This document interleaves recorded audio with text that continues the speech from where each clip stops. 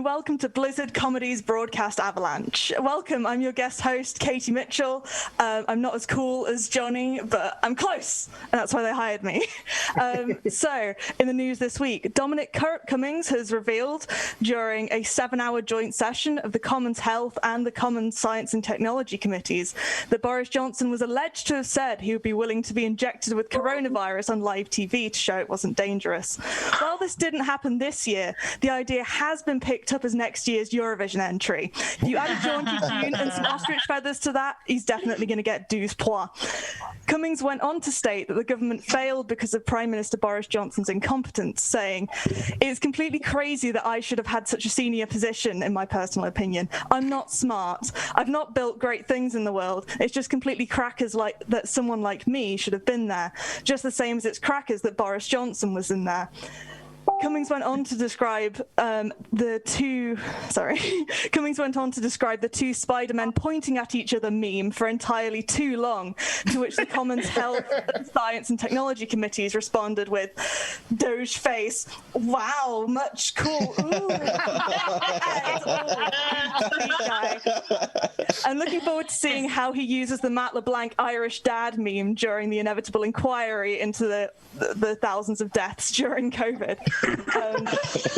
In other news, in Romania, the castle which Bram Stoker based Dracula's castle off is offering visitors a COVID jab and a free visit to the torture garden in an effort to get more Romanians vaccinated. The scheme has faced criticism, however, as there are accessibility issues centering on the requirements for visitors to climb up the castle walls like some kind of fucked up spider. A spokesman for the castle management rebuffed this, saying that disabled visitors could simply lie in wait for the newly vaccinated exiting the castle and gorge on their blood as they intend to leave. The spokesman did praise the Romanian government's vaccine rollout, however, as the top-down rollout meant that the owner of the castle was amongst the first in the country to be vaccinated in the over 90s bracket, clocking in at 487. Bill and Melinda Gates are to divorce after 27 years of marriage, after a long period of being on again and off again. The couple are worth a combined £149 million at the time of the divorce announcement. The couple haven't stated any reasons for the amicable divorce. However, things must have been bad, given that Bill's idea of acceptable functionality was Windows Vista. Hey. Indeed, to be able to solve polio in Africa but not your own marriage means something must have been drastically wrong. In other news, Elon Musk has appeared on Saturday Night Live in an episode so desperately unfunny it tanked the meme cryptocurrency Dogecoin, in which Musk is heavily invested. It would have been funnier and cheaper for him to explode yet another SpaceX rocket just for the lols. So, great, let's meet our teams. I want to introduce our team leaders, Kirstie Summers and Bobbie Jones. Woo! How's it going? Hey, I'm good. How are you both? Good. I'm all right, yeah. Good. I'm all right. I got some sunburn earlier on, which I'm not happy about, but it's fine. I'll get over it. Fab. And shall we meet the teams now, or do you have anything to plug? Do you want to plug your things now while you're up? That's a good idea. Bobbie, do you want to go first? Yeah, right. So I'm not doing much comedy-wise, and what I am, I'm doing Social Distance Warriors in a few weeks, aren't I? Mm-hmm. Okay, that's an accidental plug because I forgot about that. I did have it written down. The 10th of June. Is that when I'm doing it, Kirstie? Something like that. I can check for you. I literally only bothered to remember the coming week and not all of the other weeks, because we are booked up until about August, September nearly. Yeah, so I'm doing that, but also I've got some funky earrings to show off. This is very important. Yeah, because I'm a queer woman and I put a lot of my self-worth on the earrings I wear. So today I bought these Pac-Man ones. So we've got a little ghost here and we've got Pac-Man here, and they're trapped in an everlasting pursuit because neither of them will catch the other because my face is in the way. I mean, that's your hope. I hope we don't find you after one of the breaks with just a tunnel going through your jaw as Pac-Man's finally broke through.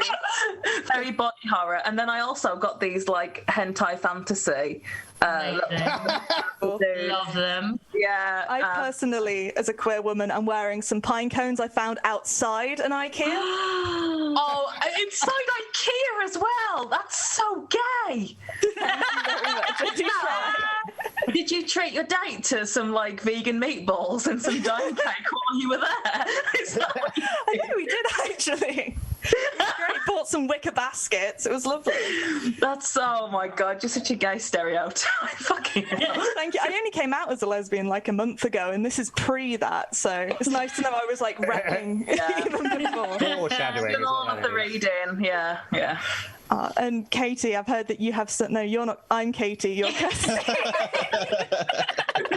I'm really nervous. Kirstie, I've heard that you've got some fashionable wear. I was going to say knitwear, but they're not knitted, are they? So I have these very, very gorgeous Blizzard comedies that look like this. They've just got the Blizzard comedy logo side on the front even. And I was going to wear it, but it's really fucking warm, so I didn't. I'll just drape it over me for a little while. So I have these hoodies. I've had the first batch. We will order more because I moved house in the process of getting the batch in. So I only ordered the ones that had been ordered. But if more people want them, do order them, and we will order them soon and get more of these because they're fantastic. They are very cozy, and I've had this for a full week and not yet spilled red wine on it, which I could not say about the last time we bought For the hot weather, Kirstie, can I request some little like Blizzard snowflake pasties? We've talked about like nipple tassels before. We have done that. Of course you have. Although I was actually put the hoodie on earlier, like I will rep the hoodie for today's show, and it was too hot.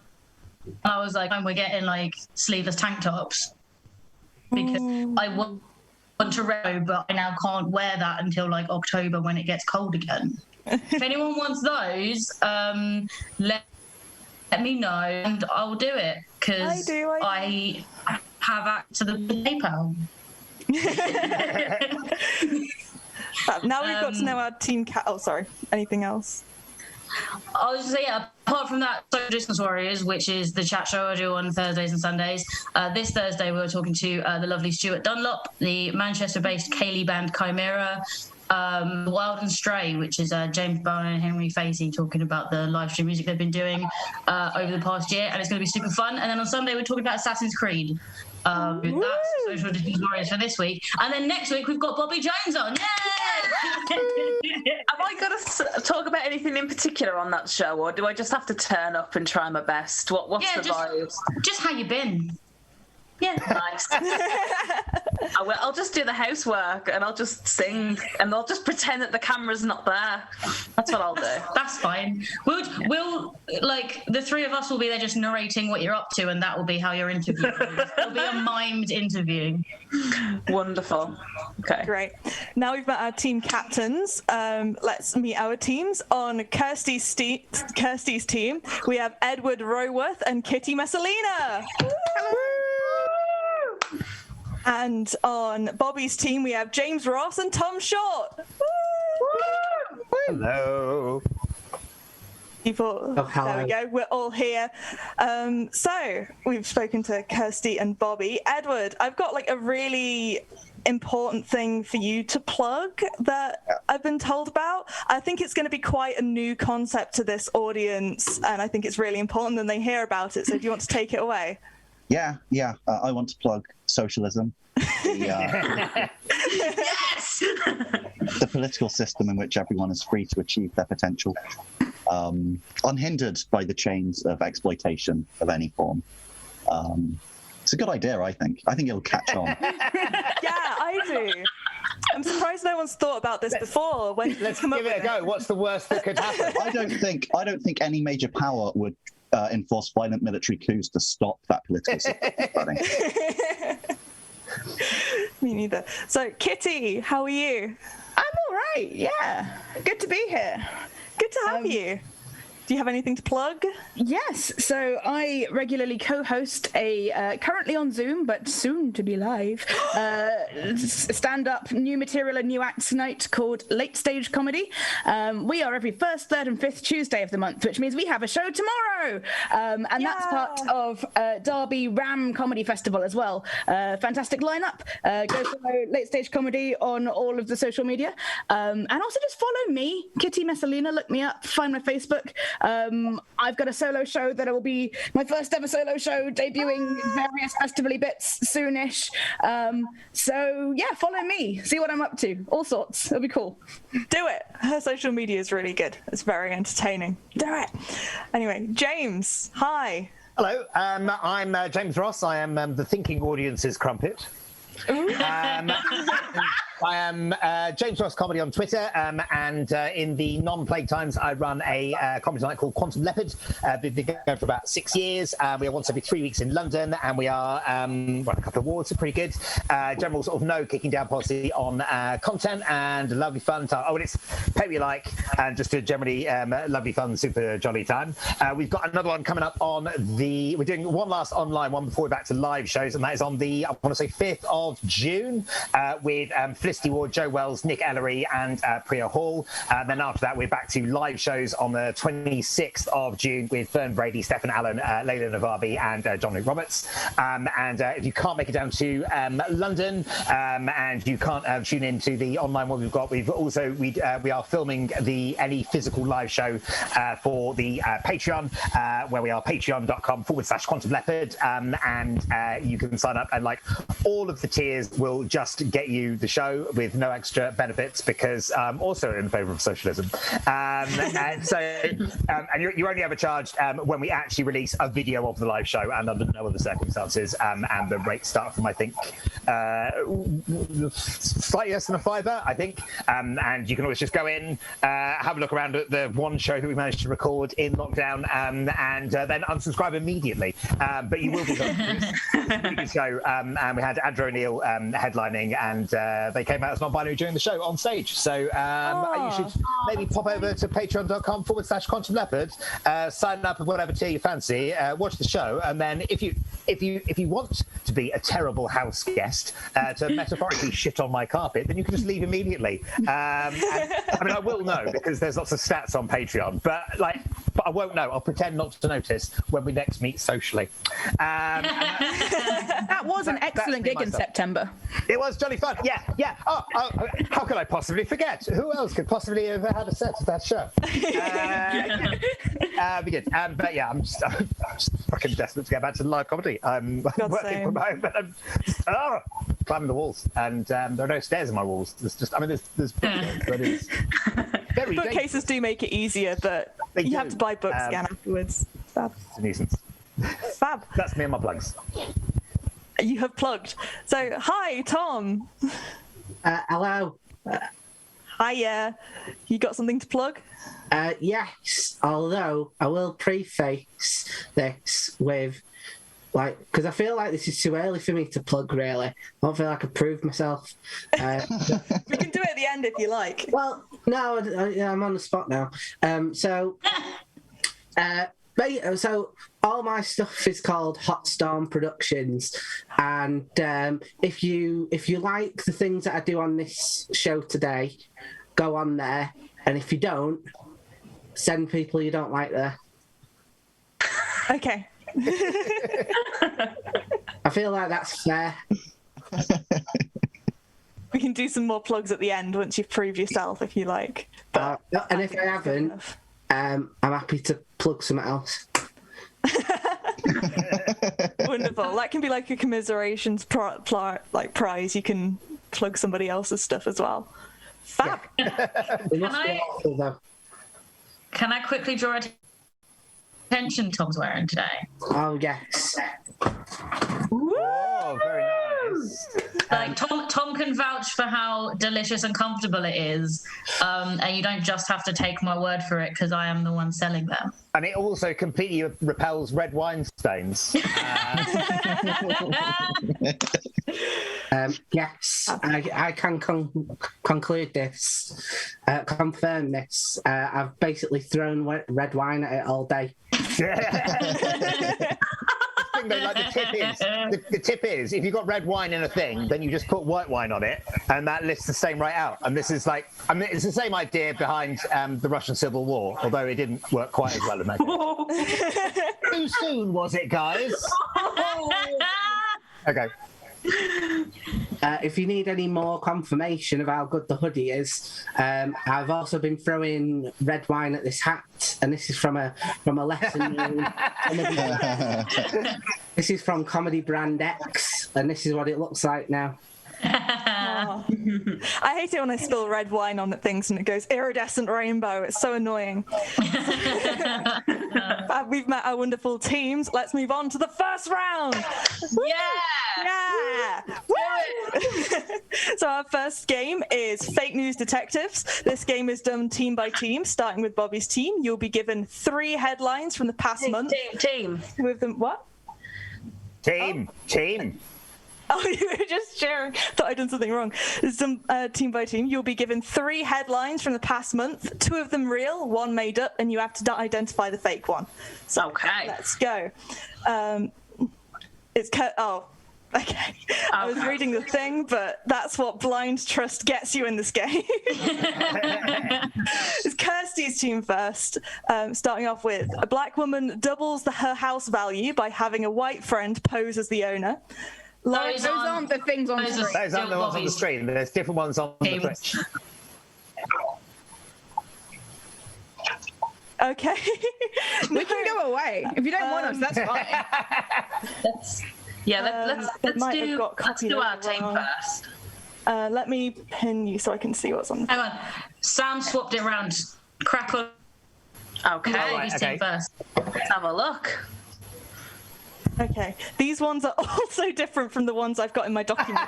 So, I don't know which one's real or fake. Administration nightmare. I know one of them's true. Yeah. Do you actually have the answers? Like, I've got some answers. Oh no, because I've written jokes based on these as well. If we're looking for answers, can I plug socialism again? Yeah. What questions would you like us to answer, Katie? You make an executive decision and decide what you'd like us to answer. Give me a second. I feel like time hasn't been answered yet. So if you want to, like answer that while I figure out what to do. Could I use this period of time to mention about how much cleverer I feel Kirstie is than I today? Because she mentioned before about how she could have wore the Blizzard hoodie but chose not to. And I thought to myself, I spoke to Kirstie earlier on in the week and I said, I'm going to wear the Blizzard hoodie on the day of the show. 1, to promote the hoodie, and 2, to make it look like I'm cool. And I've got friends who can stand my, my general features at other times of the day that I'm not just performing shows. And I am too hot in it. But I feel like I've committed. Just take it off, and there's no repercussions. No, there is. Oh goodness! If I take this off, when you're off camera, just take it off and put a t-shirt on. I can't. I'm from the north, and for me to admit weakness, but I thought that was for coldness. I thought you can put a hoodie on. You can take it off and be like, "Oh, it's only -5." Like, The rules are very blurry. All I know that my stock on the northern comedy scene will plummet if I take this trip.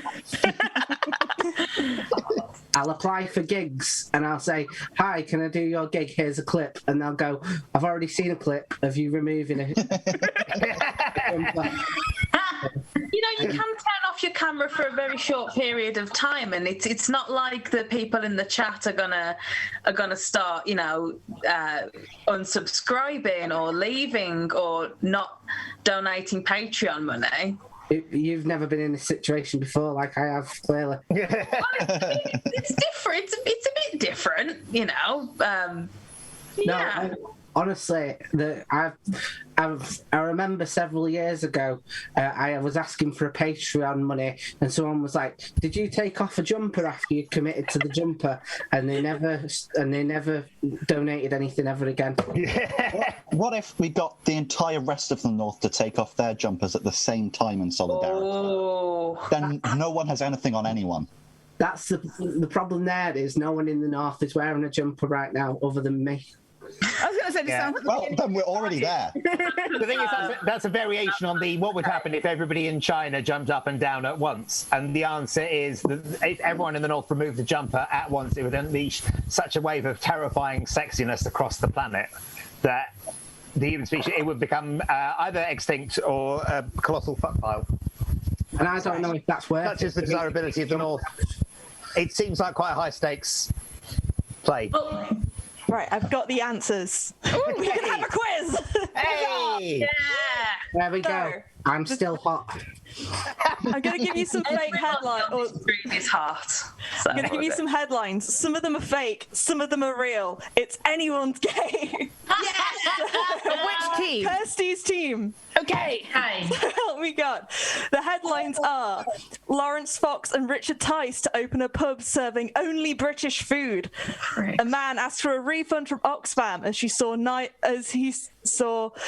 Farage wearing the same jumper on YouTube. And 100 chickens search for an escaped leopard in China. Right. So, anyone who's seen me play this game before will know I will talk myself into and out of believing every single one of them. I think the Lawrence Fox one is true because I'm sure I've seen that. If it's not true, it's because Johnny's changed the name of the man he's doing it with or something, like a small detail to trick me into thinking. No, Lawrence Fox is definitely trying to make like the concept of Weatherspoons like bigger. Yeah. Like I did see that like his next venture was going to be a pub, and like I'm not surprised, and I hope it fails. I'm sure it's going to be shit. But if it is a place where all of the racists will go, so they won't be in my pub, I'm fine with him doing that. Good on him. Please have at. The Oxfam one, I was going to say I would do that. I wouldn't. I would just give it back to Oxfam and not ask for a refund because that's rude for a charity shop. But if I found out that Nigel Farage had the same clothes as me, my first instinct would be to burn them. But then I'd think, no, I'll give these to like an anti-Brexit charity to stick it in his face. It'd be really embarrassing if you wore a social distance warriors hoodie.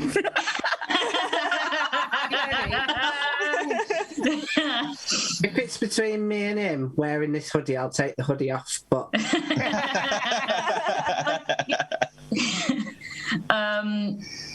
the thing that makes me suspicious about that one is if you're reading it as it's written down, it says man asks for refund from Oxfam as she saw Nigel Farage, and I'm not sure if the typo is Johnny's or someone else's. If it's Johnny's, we've got an out if we're wrong. I think combining a different story that I have seen where there was a woman who asked for a refund from I think Oxfam or some kind of charity shop somewhere up north, I think around Manchester, and got like a bank error in her favour, Monopoly style, and then like got a crazy amount of money and then instantly like put it into like her children's accounts and a bunch of other accounts. And I think she was like a poverty wages cleaner or something who like made it big and like suddenly went, oh holy fuck, yeah. But she, if it is that story, she went to prison for a whole bunch of time for like, it wasn't her fault the machines like backfired, but at the same time she then kept it, and it was also a charity shop, and she, if it is that story, she was a black woman who got a lot of racist abuse on that front. She did get second prize in the beauty contest, so but I have a feeling what's happened there is Johnny has seen an Oxfam refund story and then gone, why would you return something to Oxfam? Oh, if Nigel Farage was wearing it. So I think that's where the invented story areas. But I don't know how the chickens and leopards then I was going to say, I think that makes really logical sense. Except for the fact that then that means that chickens really are searching for a leopard. Is it? I feel like that's too ridiculous not to be true, though. Like, you wouldn't make that up and expect someone to believe it. Are they literal chickens or metaphorical cowards? I mean, if they're searching for an escaped leopard, they have officially outgrown the term chicken for cowardice. But like, is the idea that you find the leopard because it's just been baited by a chicken and will come out and go rawr and eat it? Like, is that how that works? No, they've been like sniffer dogs. The verb is search, not used as bait. So no, but if they're searching and then they know they find it when they're dead, like chickens are more intelligent than we give it credit for. They've like used a towel or some clothes that the leopard was wearing. They've got them to sniff them, and then they've gone go, and then they follow the scent, and then they find the leopard. I mean, I appreciate that that's probably how you would like things to be. I know you are a vegan, but I'm thinking they've just drenched them in peri-peri and sent them going, go find the leopards. Because leopards famously love peri-peri sauce. And so I feel like the Lawrence Fox one is true. I feel like the chickens one... But then Johnny could totally be baiting us and be like, it's too ridiculous to be alive. Because James is on, and therefore there's a leopard link. They could have just gone, who have we got on? Quantum Leopard. Let's put a leopard in. But then gave it to the other team. I think we had a very logical explanation for the Oxfam one being the fake one. I'm sorry if that's my fault if we're wrong. Well, to be fair, I was like, there's a typo in that one. That's the fake one, which is, to be fair, like. Does anyone have any strong feelings in a different direction and/or any more jokes to make before we submit our final answer to Katie? I think we've got one statement about a fox and another about 100 chickens, and I think those would happen in the same universe, just logically.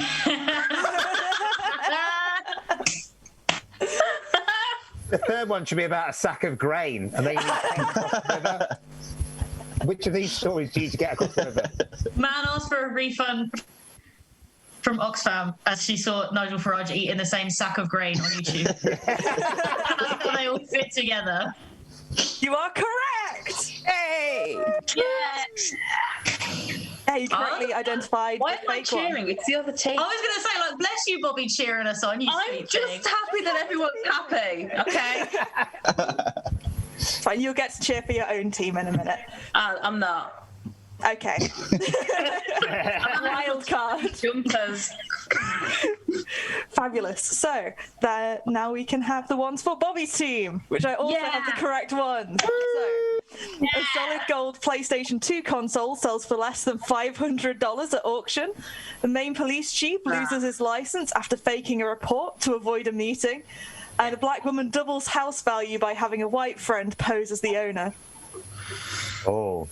Right, okay, so I'm a Nintendo girl, so can somebody who's played a lot of Sony tell me how much your average PlayStation 2 would sell for second-hand nowadays? I think you should be more concerned with the price of gold than PlayStation. It is a safe haven asset class in times of economic turbulence, so if in doubt, buy PlayStation 2. That seems to be the economic consensus. So... Right now, Gordon Brown is spinning in his grave at me. Spinning in his grave, desperately bashing on the top of the grave to say, let me out, I'm very much alive. You buried me alive, you bastard. I didn't do that badly. Like, okay, all right, so looking at these, I think that... So the third one...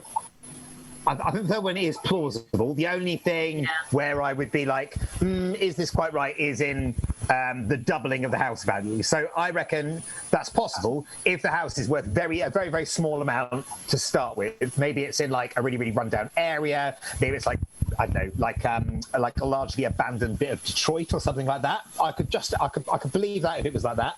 But otherwise, the amount that the house would otherwise be worth, I think, would be probably too large. But that's kind of making some guesses there.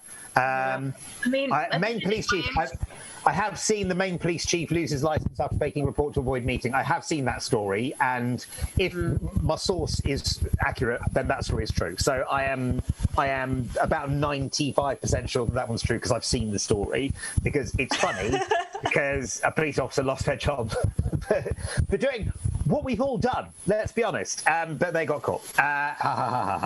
So so I reckon that. I mean, like, surely anybody would buy the Solid Gold PlayStation 2 because you just sell it for gold. You just sell it for the gold value. You'd sell it for the components, right? And you'd melt it down. There's all of these places that offer cash for gold, but not cash for PlayStations. But then that's the thing. It's not just a lump of gold and other components. It's a console. It's like a console that's got a lot of. Of not even a cult following, it's a mainstream, it's got Shadow of Colossus on there, it's got Ico on there, it's got some really good games on there. Do you know what I mean? PlayStation 2 though. It's got Dead or Alive Beach Volleyball on there. It's got Simpsons Hit and Run on there. Silent Hill on there. Silent Hill 2. I feel like, even though I haven't played much PlayStation, I just feel it in my guts that a gold PlayStation 2 would sell for far more than $500, whereas police are bastards. Racism unfortunately exists, so I reckon the first one is false because it sold for more money. That's what I think. I agree, but I am a little bit suspicious about. I'm a little bit wary about following the lead of a team captain that's been cheering for the other team. I feel a little bit. To be talking to other people. I'm just. I'm not a competitive spirit at all. I just want everyone to be happy. I mean, I agree with you, and I think tonight that whoever wins, comedy is going to be the real winner.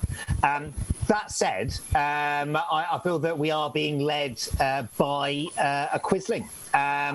Without wishing to pay too much homage to Ed's Norwegian flag in the background there. So there we are. Topical reference. They can't currently see my flag because I'm not on screen. Oh, that's true.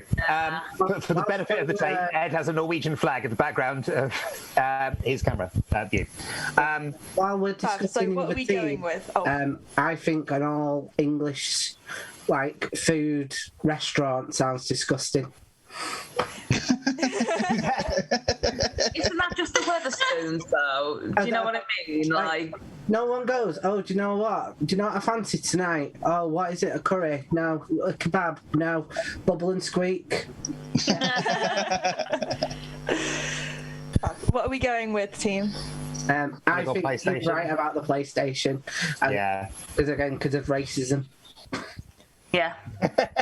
Are you going with that one? You're correct. The Solid Gold PlayStation. Wrong See, I'm cheering for my own team too because I want everyone to win. That's beautiful. Thank you. I'm a benevolent soul. Okay, that's what I am. Wonderful. So, both teams have got 3 points that round. As you found in the first round, Lawrence Fox and Richard and Tice are opening a pub serving only British food. As a colonialist and an island nation, British food has historically welcomed / appropriated ingredients from all over the world, like potatoes and tomatoes from America, apples and other fruits from the Middle East, spices and aromatics from Asia. However, I'm sure their definition of only British food accommodates this and won't include any of these ingredients. We can look forward to dishes like turnip, rabbit, and turnip and rabbit, which I'm sure will prove to sell a lot. We found out in the last one, a black woman has a plate of nettles. Ooh, delicious.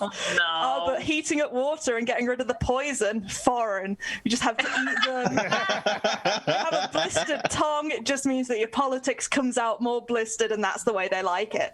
So, a black woman has said her house has doubled in value after she asked her white male friend to pose as the owner.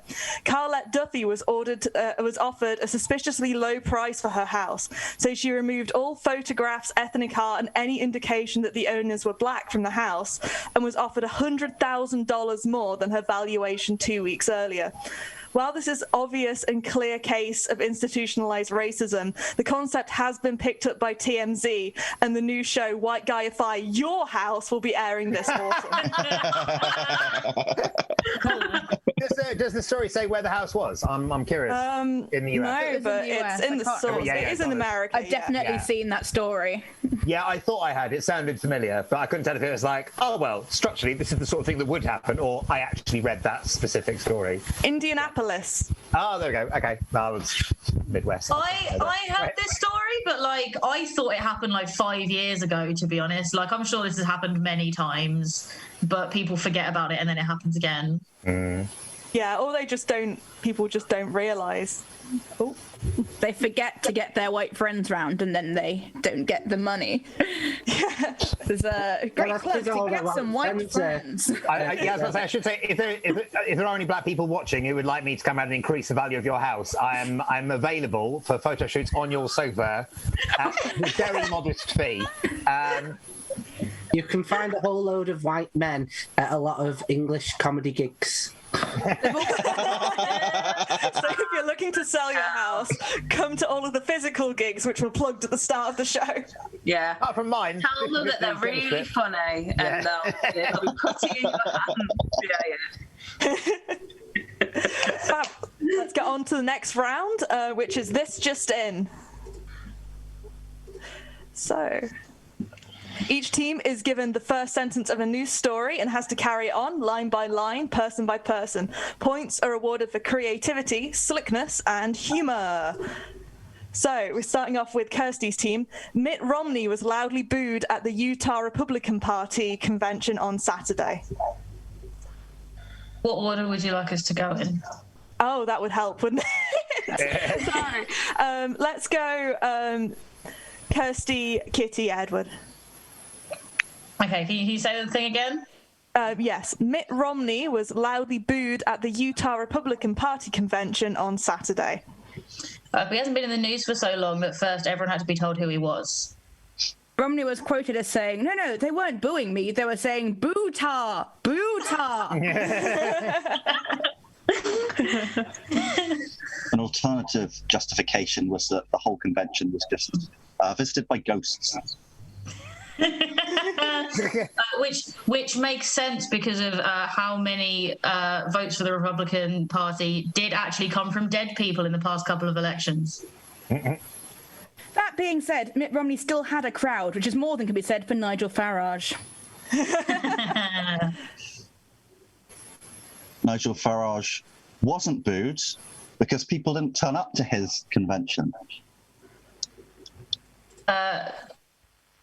Nigel Farage was quoted as saying, "No, this jumper is nice. Don't give back to Oxfam." Just to clarify, this was not a Blizzard jumper. Do you want to wrap that one? Oh, no? No, it's all right. It's all right. No, I know when I'm not wanted. I know when I'm not wanted. Said Nigel Farage. I fucking wish he would. Oh, same. So, do you want to we'll go over to Bobbie's team? Oh, building off the previous one. Let's go Bobbie, Tom, and your name's James. not on the screen. James, sorry. So, Nigel Farage could be facing empty auditoriums when he kicks off the America's Comeback Tour after people signed up for the free event with no interest in going. But he'll still be doing a bucket speech. People have been asking, what do you mean? Where has America gone? People have further been asking, have you looked where you last left it? Nigel Farage will make use of the empty auditorium by dancing around doing his chorus line number, and with his little legs kicking out and everything. I don't know much about politics, but I do know a lot about auditoriums. So on to the next person. Okay. Nigel Farage has been quoted as saying, I may not know much about politics, but I do know a lot about auditoriums. Although not the appropriate way to pluralise auditoria. Auditoria, which is coincidentally the name of one of Nigel Farage's lost children. People have been asking, is there much that Nigel Farage does actually know about? When shown a map of the United States of America, he said, "What's this big green face you're showing me?"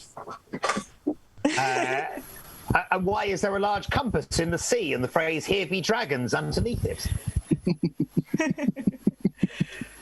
Fab. Do you all pass it back over to Kirstie's team? Oh, There's more. There's more. There's many. Are we Oh. supposed to only do 2? I've got many. I'll wait for someone to get back to me on that. Wow. You're in charge, Katie. Do what you want, mate. Decide. Oh, I've got like 6. Cool. We'll continue until the viewer count just like drops right down. We'll be going this time tomorrow. There's just been so much news. We'll do 2 quick. We'll do 2 quick ones, just because those are the ones I've written post-round jokes for, and I'm not letting them go to waste. Johnny said there's technically 1 per team, but feel free to do more. So we can do your quick ones. And someone else has said yay, so I assume this is a popular decision. Woo! So Elon Musk has announced that Tesla has suspended vehicle purchases using Bitcoin. Right, we'll move on to Bobbie's nice about Elon Musk. Because he's trying to plug the new Elon coin, which he's launching next. He said this was for a greener planet, which seems to refer to his weed habit. Elon likes to refer to planets in general as space eggs.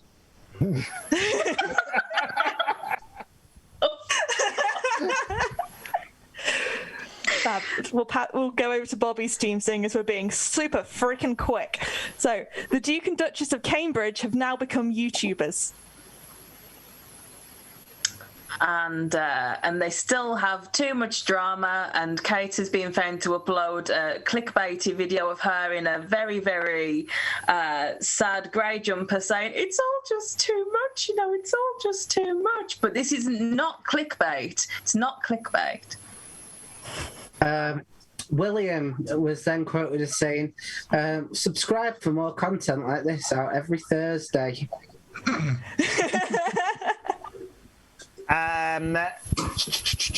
The Cambridges have denied any association, any allegation that they are in the pocket of Big Mattress, and have I'm going to stop there.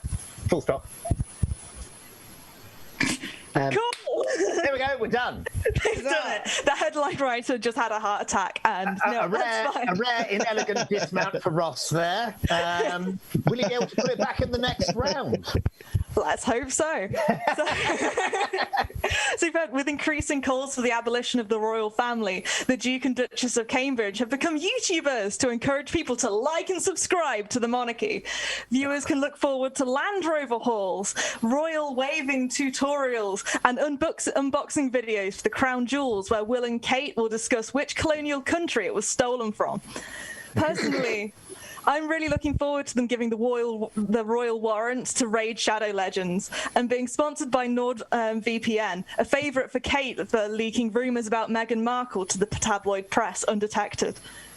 We also saw that Elon Musk has announced that Bitcoin can no longer be used to buy Teslas amid environmental concerns about the uses of fossil fuels and Bitcoin mining, causing a massive crash in the value of Bitcoin for investors.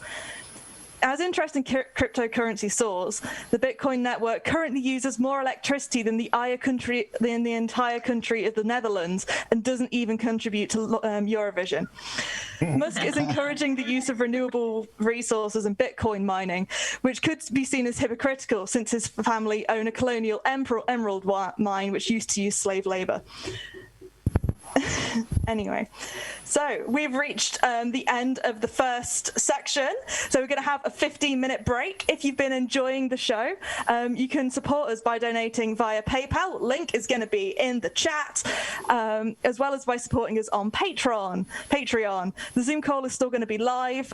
You may get to see live footage of acts kind of gingerly standing up and going for a wee, and you can do that as well. But yeah, we'll be back in about 15 minutes. Yay! Enjoy the break. You'll never guess what I realised midway through that first bit. What? I've had an allergic reaction to the sun, and now my arm is leaking. Kirstie, that's called sweat. No, it's not. It would have come off in the shower otherwise, babe. So you've had an allergic reaction to the sun. I have a UV allergy, and when it's really sunny, like my skin will basically break out in. You would really improve the pricing of my house. Like that is and I spent the whole day in the sun, and I had sun cream on, and I was like, yeah, I'm fine. And and then sort of my arm slipped on my desk, and it turns out it's just sort of been quietly weeping. So now I'm cleaning Same. Right. Quietly weeping. Who mentioned me? Wow. Like snuck out a few times when I wasn't on to like grab some antiseptic and antihistamines. What's your antihistamine of choice? A great day. Do you go for the one a day? The cheapest one. I go for the one a day. Although the first time I bought the one a day, I didn't know it was one a day, and I ate like 4. I was like, what are the side effects of taking too many antihistamines? You must have been fucking tired, man. Really crazy. I might have been. I didn't notice. I just carried on. Yeah. As per. You only make her more powerful. Yeah, and it's like, do I get like the opposite power to like being allergic to something? Is sunlight now allergic to me? I mean, I don't think the sun gives a shit about you, Kirstie. If I'm being perfectly honest. Rude, Bobbie. It's a way of kind of decreasing that kind of fragile white sun allergy thing without like blacking up. So I suppose, it's better. It's there's a plant called giant hogweed that can give you UV allergy, can't it? Can it? Yeah, if you walk past it and it gets on you, you just like it makes you burn instantly. Yeah, it looks like cats and lilies. It looks like the cross between like a flower and a cauliflower, and there's like problems with like kids like getting it for the mums and like giving it to them, and then later on that day their skin's falling off. Oh, that's bad. That's terrifying. That feels like it would be a really cool, like, detective drama. Yeah. Like, and it was their child who assassinated them with the flowers for Mother's Day. Haha. It does sound like very Agatha Christie, doesn't it? Yeah. Where does it grow? Real Do we know where murder it was the friend grows? you made along the way. It's an invasive species from Japan. And it's basically growing everywhere in the UK now. Like these like whole teams that are like hired to just burn it whenever it's found in the UK. Sorry, is this Japanese knotweed? I've been paying attention and sliding in and out. What? Is that another name for it? Japanese knotweed. It's a very twisty thing. Like it can like destroy like walls, the foundations of your house. Like it's bad stuff. No, it's a different one. Oh, okay, fair enough. The other invasive species that will do that to your house is, of course, Canada geese. They will fuck your house right up. Yeah. I got chased by geese in a YouTube I'll shred your video. sofas. Can I just check that while we're on this break that we're not live streaming? I'm like, we are. We are streaming, but No, we are. like we're not playing the game. To see us in rest mode as well, just to see. I'm not marking you. Your comments about Japanese knotweed have just been broadcasted along. right. We're gonna cancel for knowing about plants.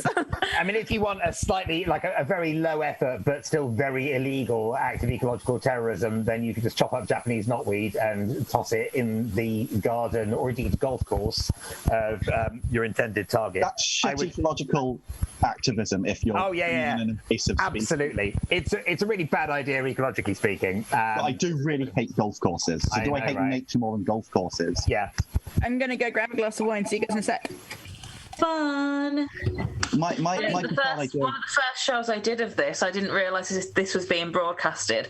I'd had some wine, had something to drink, went to have a wee, and someone had mentioned sex toys or me. No, it was someone had joked that I was actually going off to have a wank rather than going off to have a wee. And I broadcast to everybody. When you say someone, was that someone you, Bobbie? Yes, and and so, look, okay, I'm a person. I can refer to myself in the third person. I'm allowed. And I revealed to everybody watching the location of my sex toys in this room. And then for the bloody highlight reel about a month ago, bloody Johnny Collins put that in the fucking highlight reel. So everybody knows where they are now. Oh, okay, but like Bob. Going forward, can you do spot the dildo just in the background of your shot whenever you're on? Just like find one behind you, and then throughout the course of the show, point to anyone who can figure out where it is in the background. We do it as a special round, and the round is called Where's Willie? I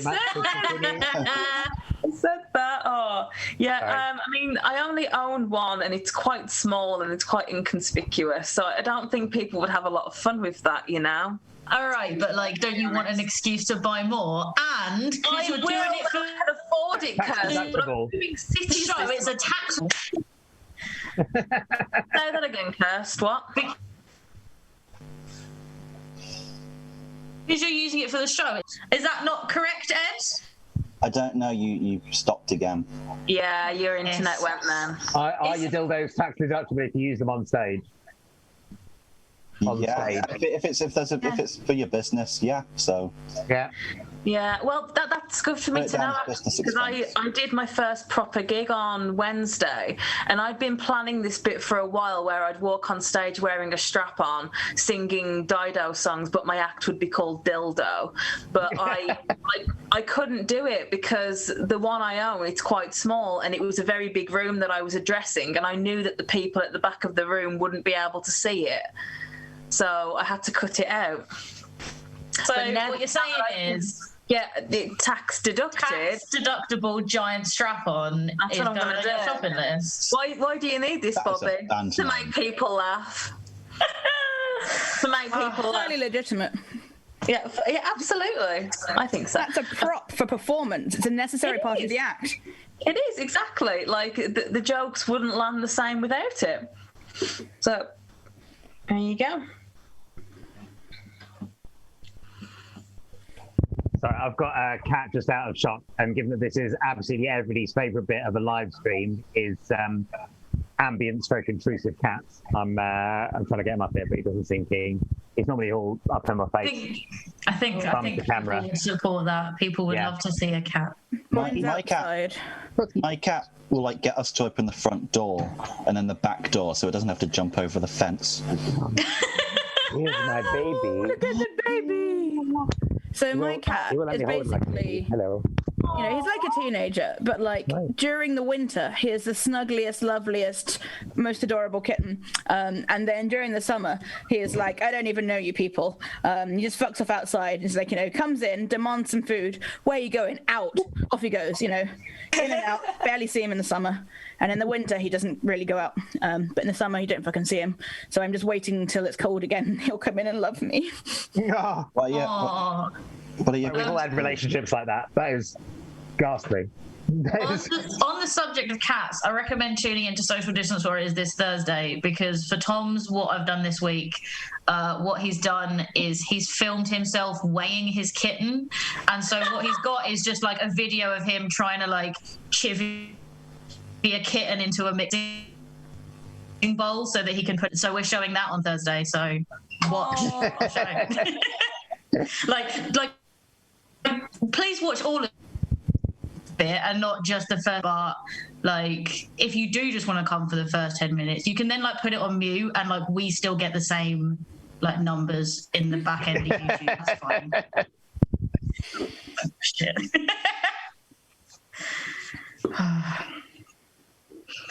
What you got in wine corner there, Kitty? Today I am on a Merlot from Lidl that I believe costs £3 something and is apparently great with pizza. That's the pairing suggestion I would love to see. I don't know if you can see that there. It's a fruity and funky Merlot, perfect with pizza, is the official recommendation from Lidl there. Like, does it not specify what kind of pizza? Because I feel like the type of wine you would pair with pizza depends on what you put on the pizza. So this is a Merlot from the Western Cape. It's to be stored between 16 and 18 degrees. It's apparently quite dry. Merlot naturally produces deeply coloured reds with ripe, plummy fruit and lovely smoothness. Easy to drink on its own, which I am. You're here with me, so it's fine. I'm not alone. This is an attractive match for pizza, both those that are tomato and cheese-based and the spicier versions. What? The two kinds of pizza. I thought it was gonna say, and also like vegan versions. I thought it was gonna say like white pizza. Like white pizza, but no. Which is ironically, I mean, not a vegan version, but like demographically, that is a white pizza. I feel that I don't want to impugn your wine, Kitty, but I feel that is a wine with ideas significantly above its station. It's actually really fucking delicious. I get this wine all the time because it's really fucking cheap and it's actually really heckin' good. And I have had it with pizza before, and it does go well with pizza. So. Yeah. What was on the pizza you had it with? I've had it with many a pizza, Kirstie. This is not my first little wine. I do think that people who like learn to appreciate expensive wine, like you're just making your life harder and more expensive. Like there's no. You can appreciate expensive wine. I can actually do all the kind of wine tasting things, but actually a lot of the time the science has been done. One of the reasons it tastes good is you've been told it costs a lot. Yeah. But I'm a cheap bitch, so when you say it was only like £3, I'm like, oh, that gives me a hard on, you know. Yeah. If you can just convince yourself that the wine costs loads because you're really fucking tight, then no, the best wine is free wine. Yeah. Oh, yeah. Wine someone else has paid. Like being paid to drink wine to open again. Like I can't wait for opening night so I can just get pissed and look at none of the art. It's going to be.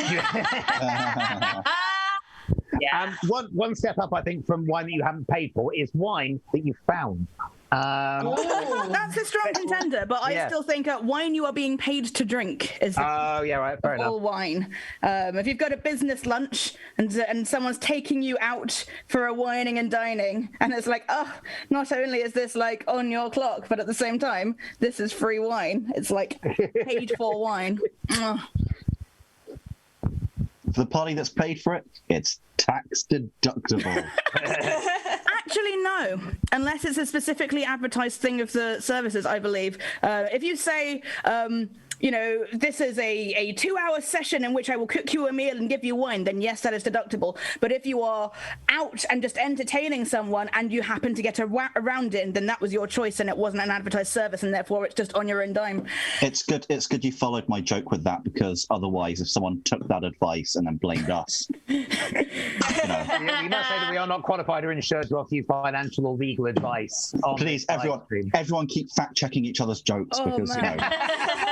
Someone uses the "I am not a lawyer" hashtag. It always just throws me because it's "I-anal" is how it's spelled. And it's like, I am not a lawyer, but it's like "I-anal," and I'm like, I mean, I do, but hello.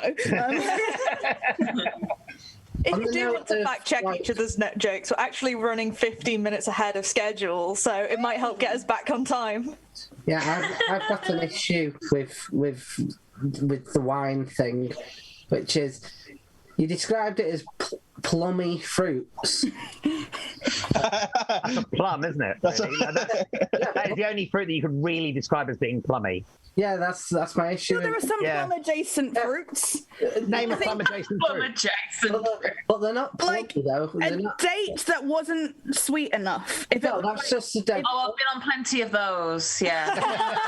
You had a fig or a date that hadn't been dried and wasn't like sticky and was like a bit wet, then you'd be like, oh, it's plummy. I mean, I'll give you. So the only plum-adjacent fruit is the prune, right? And that is literally a dried plum. I think beyond that, you might be stretching it. You're just thematically shooting for dried fruit. Agree. I don't know why I don't just say this wine's got plum in it. Because I don't think it does. I think then why the plummy bit? It contains sulfites. It's a dry red wine. I think it just basically is great. A sulfite's plummy. Are they plum adjacent? I think that might be what makes it a dry on a scale of 1 to 4.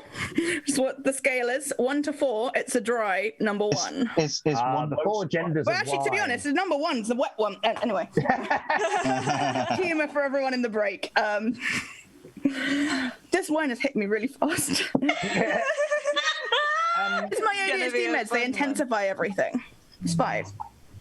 My has the flatmates audience- moved out last week and they took all of the crockery with them, so I've got no glasses. So I've been drinking white wine out of this Mr. T mug, which has got as a. There you go. Do you want to see? Had it for years. See my mug? It's my exclusive, unavailable to buy because I only printed enough for me and my co-host and Sam.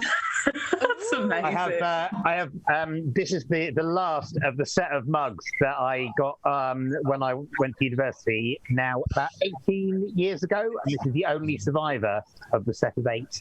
Can you bring it closer to the camera, please?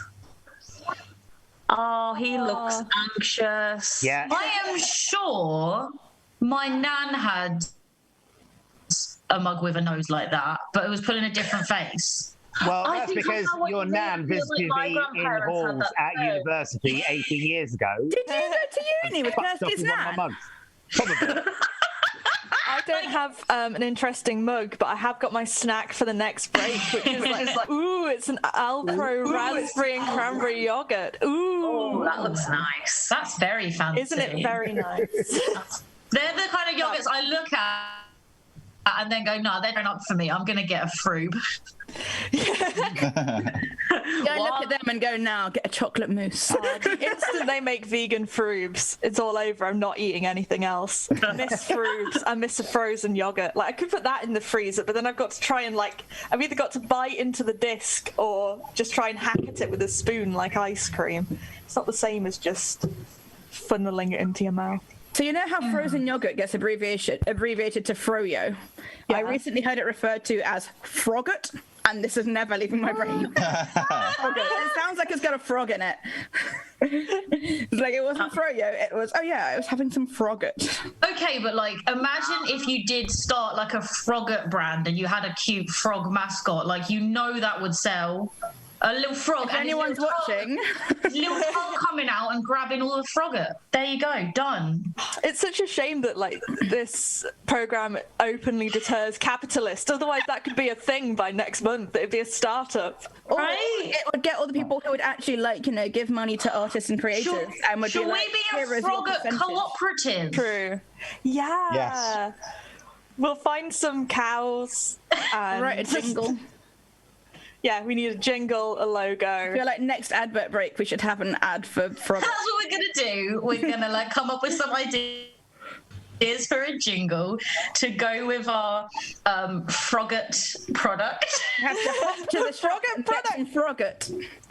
It's a shame that a blizzard is already a kind of frozen dessert. Otherwise, we could go straight with that. But that works, We could do it with our frogget, just hold them upside down like they Although, do. can we have some actual in I don't just want in the Good Place where it's you took a good thing and made it worse. Yeah. I feel like I love this direction that Blizzard is going because it's comedy show, hoodies, zines, yogurt, like very logical next steps. I'm really after like a good cookie dough or like chocolate fudge brownies. It's also low calorie. Thinking like a la Euphoria, Ben and Jerry's, that kind of thing would be really good. Oh, it'd have to be weird flavors. I feel like we'd just be like baby Ben and Jerry's with your funky flavors and also I don't know what the word I'm looking for. Like we'll have Ed there talking about socialism with every part, basically. Yeah, I'll put like a little socialism fact on the bottom of each lid. Like Ed has to deliver every single pot of frogget and tell you about socialism. Yeah. This is a business model that would definitely work, right? I actually love that Johnny has put in the chat, like, help fund our Blizzard comedy frogget business by donating to the Patreon. It's going to be a Patreon reward. Like, you get a free pot of frogget at every show if you're a patron. And as a bonus, it gets delivered at the same temperature as Ed's hand. Is it cold there, Ed? If it's a cold day, then yeah. If it's a warm day, it'll just be body temperature. Adaptable. Depends how far you've travelled from a freezer. Well, I mean, yeah. Clearly, there's something up with my circulation, but Goodness. Do you want to get on with the game show? Well, yeah, I feel like our audience has developed enough of a parasocial relationship with us. I think they're done now. We can move on to quiz. They feel like they're friends with us, and we might not have even met them. And it's I feel like I'm friends with you, and I'm only hosting, so I think we've done an excellent job. I'm friends with everyone on the call, but not the audience. I don't care about it. I simply don't live like you people. I find you all very unrelatable. It's I do what I do, and I'm not here to make friends. Apprentice. Should we run a I am joking. I'm just being facetious. Yeah. Should we run a fact check on how much the audience like us? Yeah, can we do polls in the Twitch chat? Yeah. Oh no! Never turn over that. Never turn over that rock. Never turn over that rock because underneath there is just a handful of hand temperature yogurt, and that's it. not anyone's hands. My hand. Your hand specifically. I do love the idea that we've got a bunch of viewers just hate watching us for the lols. I mean, that does happen. It does. It's how, like, YouTube commentary is a genre. It's just hate watching things. Yeah. Like, yeah, definitely. Oh, I'd love it if someone did like a commentary video about us just hate watching us. I'm sure it would suck, but it'd be so funny. I love people reacting to things that aren't their usual thing. I remember watching a metalhead reacting to Hamilton, and literally you can't watch Hamilton so they can vaguely hear it. And it's like, I've never watched any musicals ever, and I'm going to watch this. And he's just sat there going... it's everything's a bop, and he's there like, this is great, but like it's just like 3 hours of that or whatever, just like however long Hamilton is, and him just being like, wow, I'm gonna start watching musicals, but it's just like Metalheads react to James Ross's controversial Japanese knotweed comments. Right, let's get on with the show. So, I forgot to announce the points for the last section of the show. But we're just here to have fun, right? Too stressed? No, you're here to win. The audience Bobbie's team is here to have fun. Bobbie's team is here to have fun. I'm personally here to have fun. Numbers mean nothing to me. Well, you're both on 10, so you're having fun together as equals. Oh, well done, Socialism. But each according to their need to have 10 points each. Incredible. Our next round is propaganda. So this game involves each panelist taking the role as an editor of a news publication and spinning the news stories to suit their narrative and target audience. And I've got the headlines here. You've all got your things. So yes, Kirstie, you are News Statesman. Ed, you are Metal Hammer. Kirstie, no, you are Kitty, you are Dragon Plus. I can't cope with names that begin with K. It's not to do with Bad Dragon, it's Dungeons and Dragons, you know. I've never read this publication till I was told I was being Dragon Plus and looked it up an hour beforehand and went, no, yeah, it's definitely Dungeons and Dragons. Cool. Bobbie is Zelda magazine. James and his cat are the Spectator, doing one word at a time. Yes. And Tom is the Salford Advisor. Advertiser.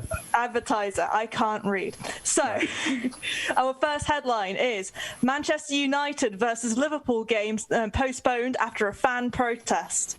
Can I just say before we start, thank you so much for Johnny for giving me Metal Hammer and then making the first headline about football.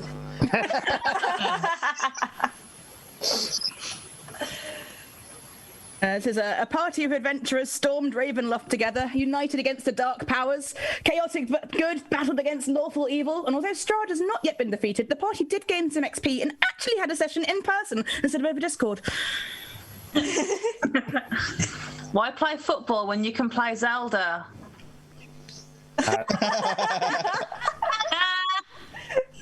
That's the only joke. The headline from the Spectator is why Hillsborough didn't go far enough. Oh no! Oh wow! I do not like the Spectator very much. I don't know if that's going to come across in the next headline. The Spectator doesn't like you either. No, not keen. Okay, so the headlines: Manchester United v Liverpool game postponed after fan protest. So Metal Hammer would say Manchester United v Liverpool game postponed after metal fan protest. I think ticked all the boxes there. On brand. Right, it's not our fault for kicking off.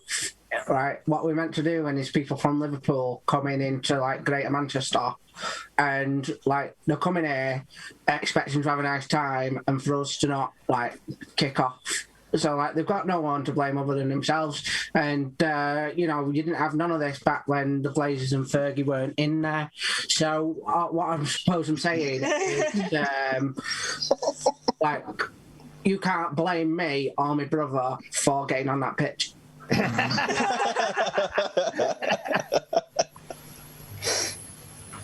Anyone else?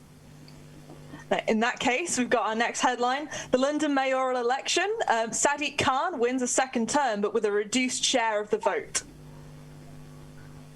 That wasn't sent out. That's not the one we got. Now we get to see how a Hartlepool by-election by any chance, Katie? Yeah. So it's because my jokes are on one document, and now I've got a fresh document, and then I've got the other document. All the documents. Let's have a look at the things. Oh God. I mean, I don't mind being mean about Sadiq Khan whilst we're waiting. Shall I do that? So the 2021 Hartlepool by-election, Jill Mortimer becomes the constituency's first Conservative MP since 1974, and then I'll work out what's going on. The Spectator says, what does the Spectator say? That's an excellent headline right there. I wish, yeah, I know, right? Like, I wish that is what the Spectator said. Very little. Hartlepool votes in the true party of the workers. DM chastises player for naming their lawful evil lich character Mortimer, asking that they consider less obvious names than Death at Sea for a character raising the now undead Tory party in the seaside town of Hartlepool. I'm so disappointed at Hartlepool. I'm more disappointed than what they did with that monkey.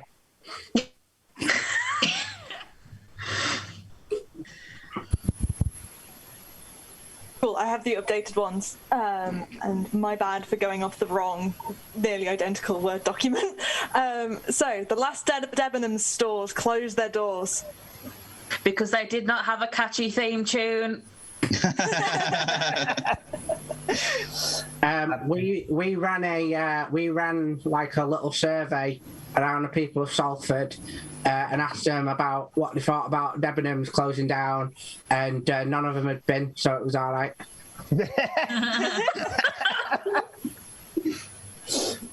A shop was closed that didn't even sell armour, weaponry or bags of holding. Founded in 1778, one presumes it was kept alive by powerful clerics, but they have finally admitted defeat after rolling a number of critical failures. Why the wokerati of Islington won't stop until the UK High Street is as dead as I am inside. Debenhams unable to remain open after Metallica sues.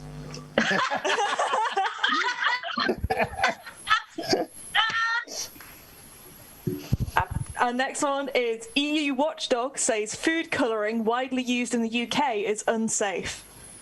You don't need food, just milk. Lots of milk. That's the only nourishment you need. And it's all of your heart. You just need milk.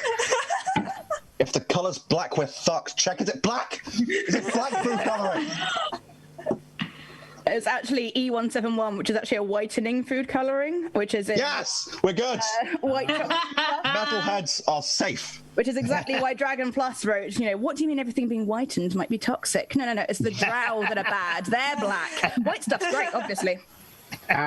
Salford being one of the higher leave cities, once again we did a little survey and the people of Salford were quoted as saying, "What do you mean they're now commenting on the stuff we put in our food? We told them to fuck off." And now they're saying, "Oh, I can't give myself cancer. Well, I can do what I want." On a not dissimilar theme, why poisoning yourself with toxic food colouring is the God-given right of every cochineal-blooded Englishman. You have reached your 3 free article limit.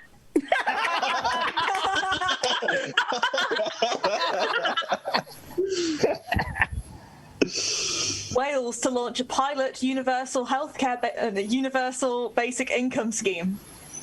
Why doing anything good is pointless, and if you hope for anything better, you're a fucking idiot and I will shit in your mouth. No, it's not a beginner campaign. The DM just added so many dragons to the map there. The number of mediocre metal bands in Wales is to go up exponentially. What do you mean you're giving them free money? That's it. We're just outraged.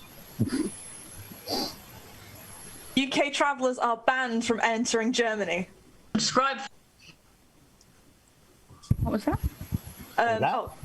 UK travellers are banned from entering Germany. Can we do the same with music? Unless they roll a really good stealth or bluff check. From The Spectator, in defence of the Wehrmacht, which is an actual headline from The Spectator. Of course it is. None of us were planning on going there anyway. I don't know why they're bothered. And the final one, I nearly said Tesco, Texas to allow unlicensed carrying of handguns. Tesco was a much bigger story. That is a much bigger story. The aftermath is to be documented in 1,000 death metal concept albums. It's mostly just in the hope that the wizards will stop casting magic missile for everything. High roll to allow unlicensed carrying of Master Sword, Kikiri Sword, Great Fairy Sword, Razor Sword, Big Goron Sword, Fire Arrows, Ice Arrows, Slingshots, Deku Nuts, Hook Shots, Double Hook Shots, Lens of Truth, Rock's Cape, Hover Boots, Iron Boots, Water Tunic, Fire Tunic, and Ocarina. Wasn't even a joke, I was just listing the inventory. I don't know what they're bragging for. We've had that in Salford for years. And The Spectator, I literally want America to fuck me right now. I do actually live in the gun capital of the UK. So shout out for Shottingham right now. But I'm also in St Anne's. I'm in the gun capital of the gun capital. So You're in the administrative centre of the gun capital, central business district. HQ. Yeah. All gun crime is outside my house. Yeah, Kitty is actually a gun. That's how intensely she's associated with it. I'm a dagger gun. 2 guns, 2 little guns here for ears, big gun for a nose. I've never respected anyone more in my life. Fab. We can draw that one to a close. At the end of that round, Kirstie's team is on 16 and Bobbie's team is on 18. Woo! Whoa! It's rigged. I'm not even trying to win. Playing for fun. So, our next round is Gammon Fishing. This round involves the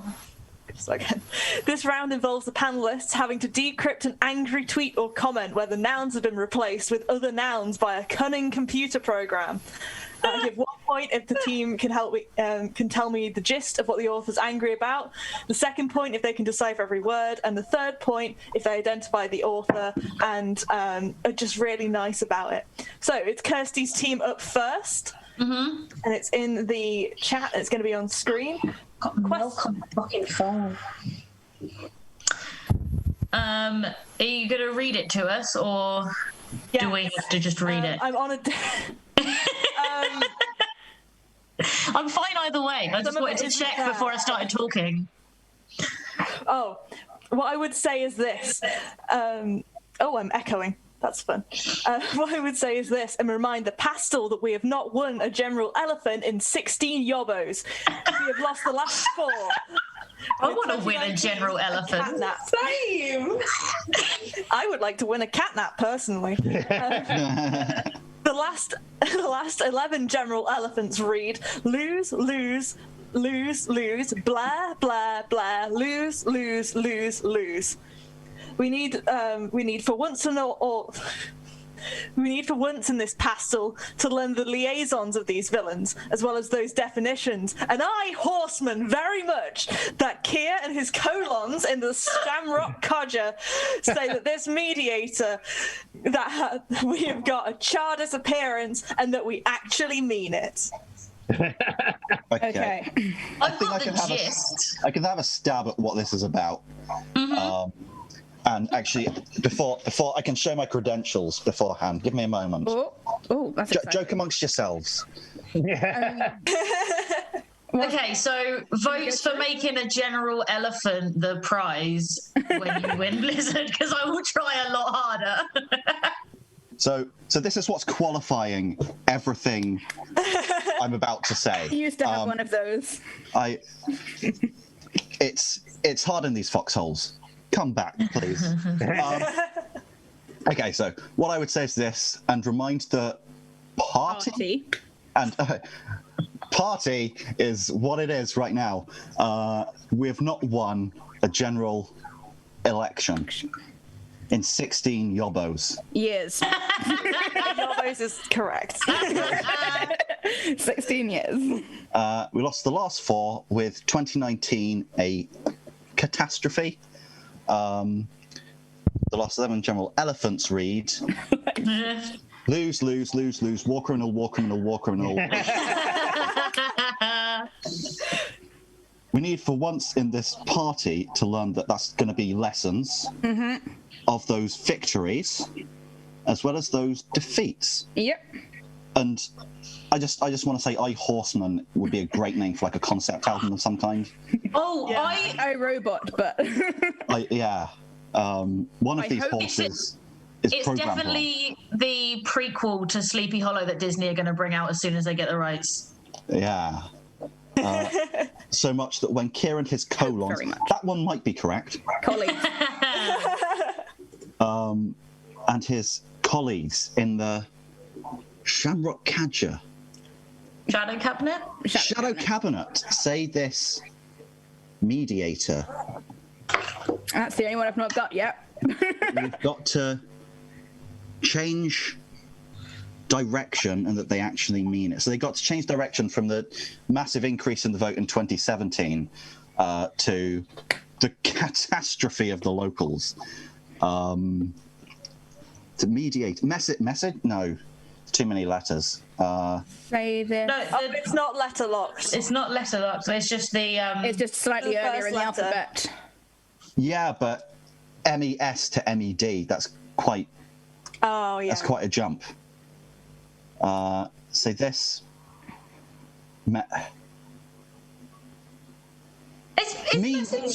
Means? This means that we've This means that we've got to change direction, and I think you've got all of them. Yes. Do you know who said this? Who okay. has done this? There is a list of culprits. It could be. I mean, it could be Blair being even more narcissistic than usual. It could be. I mean, it could be. Jess Phillips. Jess Phillips. She's not. She's been quite quiet recently. I haven't seen her pop up much. James has just put in the chat West Streeting. It could. I was initially thinking Keir, and then it said Keir and his colleagues. So. What's his? Mandelson. It could be Mandelson. It's Mandelson. There we go. Yeah, you got all 3 points in that one, so you're up to 19. And now we're going to pass over to Bobbie's team. Yeah, words and everything. Love words. One of my social media playthings just asked me if I wanted to select prophylactics to let perfectionists know that I want to be recognised. Well, no thank you. You see, for about 95% of the wrecker, tendon the dimmer between a mangle and a woodworm is very easy. I also woolen why we need any of these tech complaints trying to four-leg perfectionists into the woke merry-go-round that seems to be consuming certain seminaries of our curb. I am proud to be wise enough, old enough, and bond enough to say no to theoretician to all the lichen vitamin signalling that is totally insane and unnecessary. Oh, and just in Castanet, you may be wondering, I'm a white, mile-aged mammoth, and I'm proud of it. This is what the General Elephant would say. Yeah. Can I just start off by saying that social media playthings is how I refer to all of my friends on social media. So is that platforms? One of my social media platforms? Yeah, cool. Yeah, I think. Just ask me if I wanted to select pronouns. Yeah. I'll be honest. I think this whole right-wing attack on pronouns. I think they should go further. I think that pronouns alone are not innocent. I won't rest. I won't be satisfied with the modern alt-right until they attack all other parts of speech, including nouns, adjectives, and verbs. And all language is just. Dave, that's it. There's one tone. That's all you're allowed. That's so the Woko hurrah. Yeah, everyone should be post-verbal. Yeah. Yeah. I mean, most communication is like 70% body language anyway. Why do we even bother with words? Yeah, that's what it is. If you don't like someone, just turn your back to them. If you fancy somebody, point your feet in their direction. It's meant to be your feet. Don't ask them out. Just face the direction. Been pointing. Yeah, exactly. I wouldn't put the feet. I mean, what to your face? You can't see where else I'm pointing. Yeah. All right. I mean, there's a variety of places on my body that I would point if I was interested in somebody. Let's put it that What way. happened to the good old-fashioned blown kiss? Yeah. Oh no, I'm far too self-conscious to do that. See someone and go. Oh. I mean, that's I don't think that would look good on me. Anyway, the words, right? Words. Okay. Yeah. So Words. I wanted to select pronouns to let perfectionists know how I want to be recognised. So, what's perfectionist? I wanted to select pronouns to let people know how I want to be recognised. Yep. Yep. Well, no, thank you. You see, for about 95% of the wrecker, would that be like 95% of the World? No. world? Cool. Yeah. Okay. Tendon the dimmer. That sounds like the name of like a really weird mage or magician from like a fantasy story. Tendon the Dimmer. Tendon the Dimmer sounds like I know. I was going to say it's Dragon Plus. Tendon the Dimmer to me sounds like they're kind of like a band in the 80s who you'd often see supporting Ned's Atomic Dust Spin. Tendon the Dimmer. Of the world. Tendon. For 95% of Is the it world. telling the difference? Yeah. Telling the difference between a man and a woman. Is very easy. I also wonder why we need any of these tech companies trying companies. to force People. into the woke merry-go-round. I think merry-go-round is perfectly Yeah, let's just Doesn't sound like it should be there. woke maelstrom, perhaps. Not a female strum, a woke maelstrom. There are two kinds. There are two genders of storm. That's it. The woke. The woke merry-go-round just sounds like the new thing that they're calling it now. What? Yeah. The woke merry-go-round. Woke merry-go-round. You can go on a little horse, or you can go in a bus.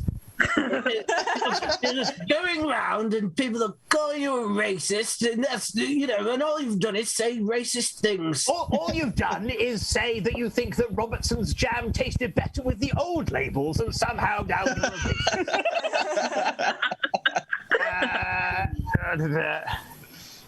woke.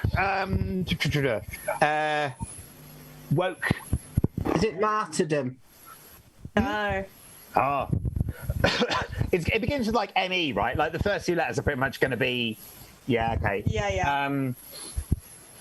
Meritocracy. I don't know this one. Do you want to move on to the next one so we can come back? Okay. That seems to be consuming certain sections of our culture. Culture, yes. Sections, no. But close. Sections? No, we've already had that.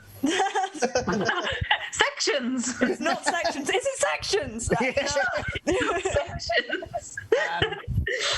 I think it's... I find this section hard. It's sections. Sectors. Sectors? No, it's a kind of a fruitier version of sections. I don't know if I'm allowed to give clues. Yes. Okay, all right. Anyone you're getting, because I think I'm breaking the rules. I won't be accused of favouritism. That's okay. We're just here to have fun. It's okay, Katie. I don't even want to win. I want this team to lose. I am proud to be wise enough, old enough, and bold enough. Yeah, I thought bold. Yeah. Loves that washing up powder. To say no, thank you to all the. But would it still be no? Wouldn't no be replaced with something else? To say 9, thank you. Oh, okay, right. Yeah, fair enough. To say no, no, thank you to all the something. I mean, obviously, the next one is virtue. To all the liberal virtue. Yeah. Liberal virtue signaling. Liberal virtue signaling that is totally insane and unnecessary. Oh, and just in case. In case. Yeah. You may be wondering, I'm a white middle-aged male man. I am proud of it. Oh, wow. What a badge of honour to wear. Christ. Honestly, he is massively letting the side down, right? Like, if anybody out there listening to this has a choice of, race and gender, I can recommend white male. Don't get me wrong. Like, it's pretty good. Like, if you can, it's handy. Improves your house prices. It does improve your house prices. Being a white male is like living next to a good school. That's what it is, right? Oh my God! I think that is the press release for a lot of the comedy gigs that went on over the weekend. I reckon this is. I always find when I look into those bills, like a lot of people go like, "Oh, well, there are no women available," and then I do a little bit of digging, and I'm like, there are very good reasons why women don't want to do that gig. Like, usually. Not say that's always the case, but often.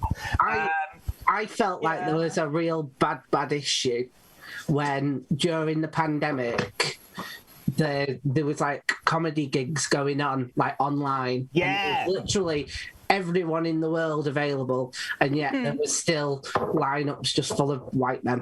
No women are allowed on the internet is the thing. It's because they've got all these lovely nails, so they can't type. So they just can't do it. They just can't do it. Yeah, eyelashes are that long, you can't even see the screen. Thank you for that. Thank you for that very important correction. Yeah. We can't even type because the tits are just in the way constantly. Yeah. Hopping all over the keyboard. Yeah.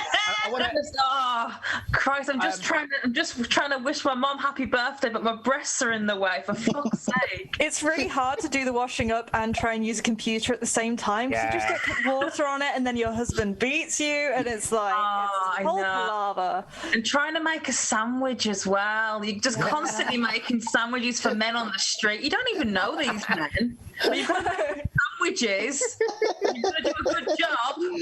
It's like how you have to milk cows, otherwise they get all like full. It's like sandwich making ability just has to go out and out. women have to make sandwiches, otherwise they get all I packed can't up. focus. I can't sleep at night if I haven't made at least 50 sandwiches. You know what I mean?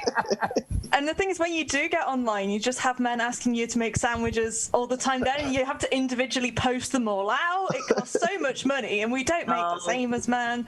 I think that's a myth, and just all cuts too much. Anyway, so did you work out what merry-go-round was? Merry-go-round was. Is that 3 individual words or one big word beginning with M? One word beginning with M. Is it? Any idea who said it? Is it meritocracy? I suggested that earlier, isn't it? Does the other team get to snipe for a point? Yeah, fuck it. Yeah, Is it we can't get it. Is it woke media? Fortunes No. Messiahs. Messiahs. It's nearly fell off my There's chair. like liberal messiahs. It's not, I'm afraid. Right, trying to force people into the woke. It's machine. Is it like some sort of like pun on some sort of like authoritarian historical group, like mercenaries? No. Is it Merida? Is it what? Merida. I think that's a word, isn't it? It's like Merry, but then DOM at the end. No. No. Okay. I did think you were talking about Merida from Brave, and I was like, no, it's not. I was just talking about really happy dominance, actually. Merry Doms, you know. Having a great time. And is it Mendips into the woke Mendips? Is it the woke Margaret Thatchers? Is that what they're calling it now? Mainstream. No, it begins with an ME. Fuck. Ooh. Instead, do you want to try and focus on who said it? It is a bit of a deep cut, so we'll go with like a broader idea of. Is this someone like Richard Tice? Because you were talking about the opening of the far right pub. Is it somebody associated with that, or like Lawrence Fox, or one of those people who's associated with that pub? No. No. Are they English? Well, UK. No, I love this game of Guess Who I've set up. This is great. Are they wearing a hat? Well, they're not from the UK. Because my thought is it Trump still trying to be relevant? No, sentences are far too long. This is far too theoretically complex. All words that he can put together. Yeah. Is this okay? Are they? I'm guessing they're American. They are. And they are a politician.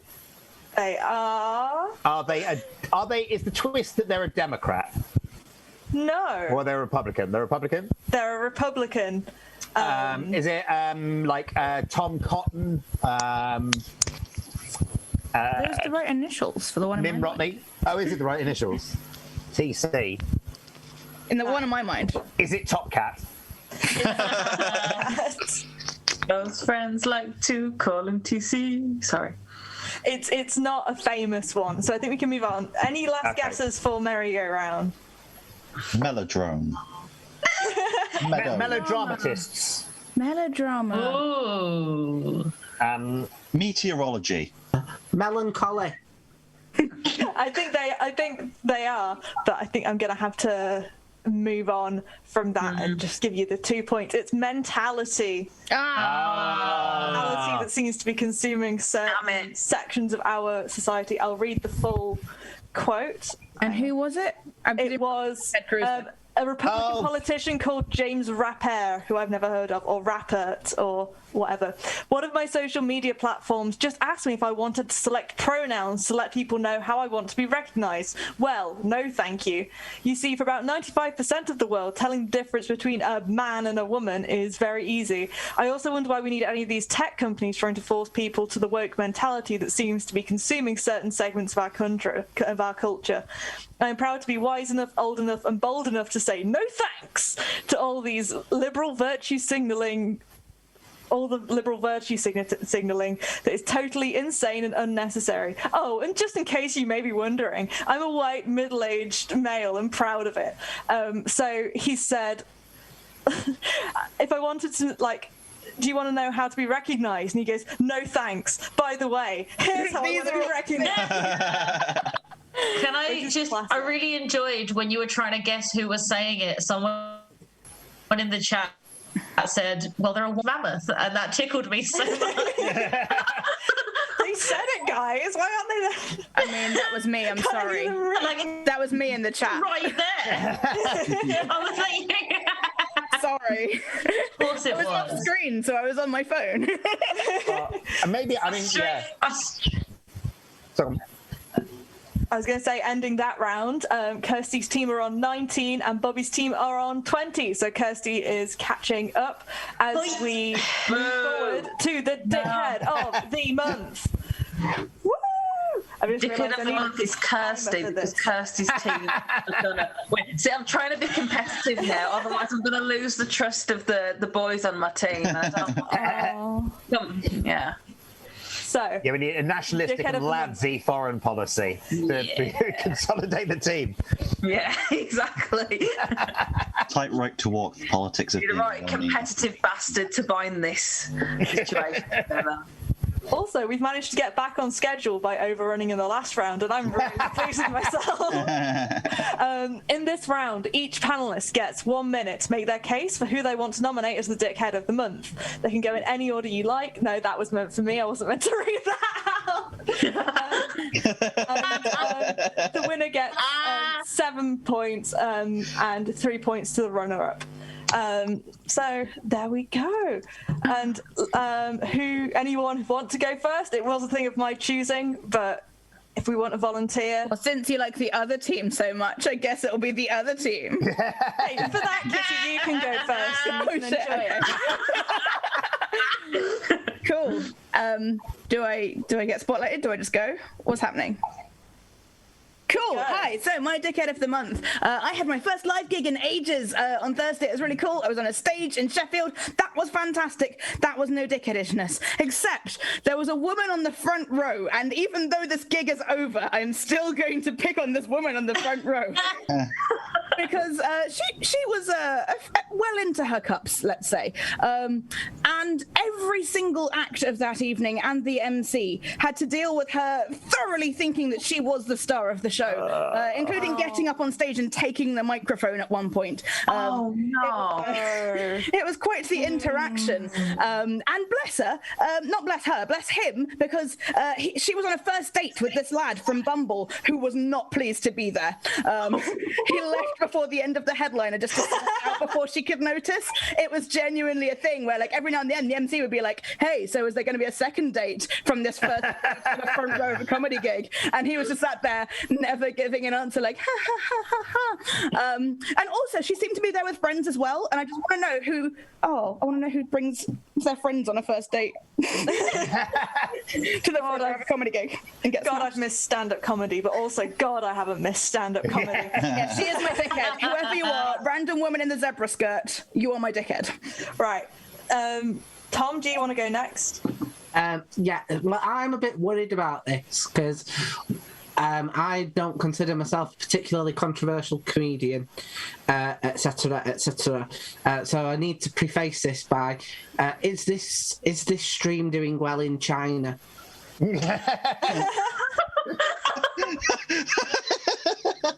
Because if so, I'll change it now.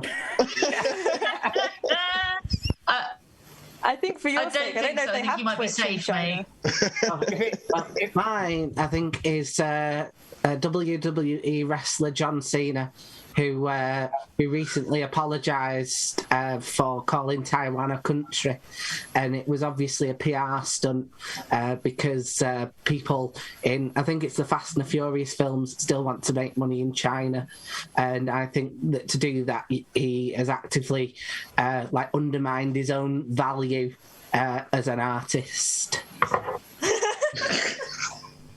Fab. There he goes. Poor John Cena. Ed, do you want to go next? Yeah, my Dickhead of the month is science news publication, New Scientist. Start the clock. So I started the clock when you started talking. Okay, well, stop the clock and restart it then. I don't have to do what I'm told. I'm the host. But Yeah, tell her what to do. Right, Okay. we're going from now. Okay, so, when you're young and wanting to find out more about science, it's great. You get to learn about loads of science. However, it suffers from the fact that a lot of its contributors really don't want to admit how political science can be. So I remember back when I was reading it in my teens, there was an issue where the cover image was about putting prices on ecological sites of interest to stop them being developed, which is of course bullshit. Back when Macron was pushing a carbon tax, disproportionate carbon tax, while getting rid of a wealth tax and an income tax that were proportional, and there were riots. They were saying, you shouldn't change that policy just because there are riots, Macron. Go ahead with the carbon tax, which again is bullshit. And recently, New Scientist has been bought out by the same group that owns the Daily Mail. So we can expect to see a bit more where that came from. Fab, you got exactly on a minute there. And you can see why I wanted the time. Yeah. If it's owned by DMGT, they'll rename it the New Racial Scientist. So carry on. I'm really happy to have something to be genuinely angry about now. Yay. As if I needed anything else. So, James, do you want to go next? Oh, cool. Yeah, apologies in advance. I'm almost certainly going to overrun with this one. I will try and just speak quickly. So my Dickhead of the Month is a specific person. This is quite a personal one. Dr. Peter Newman, who is a senior lecturer in humanities at Northumbria University and a former friend of mine. What are your former friends from university up to, James? Oh, you know, becoming directors of Labour Against Anti-Semitism and then photoshopping the protocols of the Elders of Zion onto the work of prominent left-wing Jewish authors. Just normal, sane stuff. Don't look at it too hard. So, I mean, if you're anything like me, and I know I certainly am, you'll be wondering how it's possible for someone as charming and conventionally attractive as I am to possibly lose a friend. Flashback to 4 years ago, Dr. Peter Newman, senior lecturer in humanities at Northumbria University, tells me to fuck off 3 times and calls me an anti-Semite for supporting Corbyn's Labour, and says that attending my wedding would be a betrayal of his ancestors who died in the Holocaust. My ancestors who died in the Holocaust were fairly non-tough. Because they were at the time, and indeed still are, very much dead, having been murdered by Nazis. I feel like when you get to the point where you're using one of history's most anti-Semitic texts to attack a Jewish author, even if your original motives are sincerely anti-racist, it should give you pause. Now, I would say that it might be an "Are we the baddies" moment, but I won't, and I won't do that for 2 reasons. Firstly, because it is a reference to tedious transphobe Robert Webb, and that has no place on a Blizzard platform. And secondly, because I know full well that comparing a Jewish academic to hardcore anti-Semitism is itself really fucking anti-Semitic.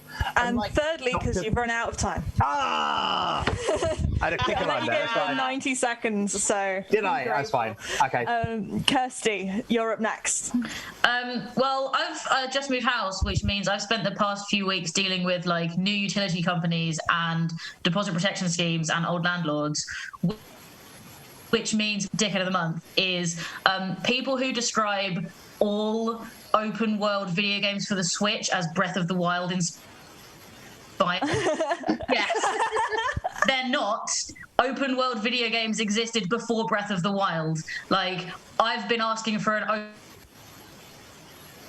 open world Pokemon game alive, and now that they're finally doing one, they're saying it's Breath of the Wild inspired. Like, it's fucking not, right?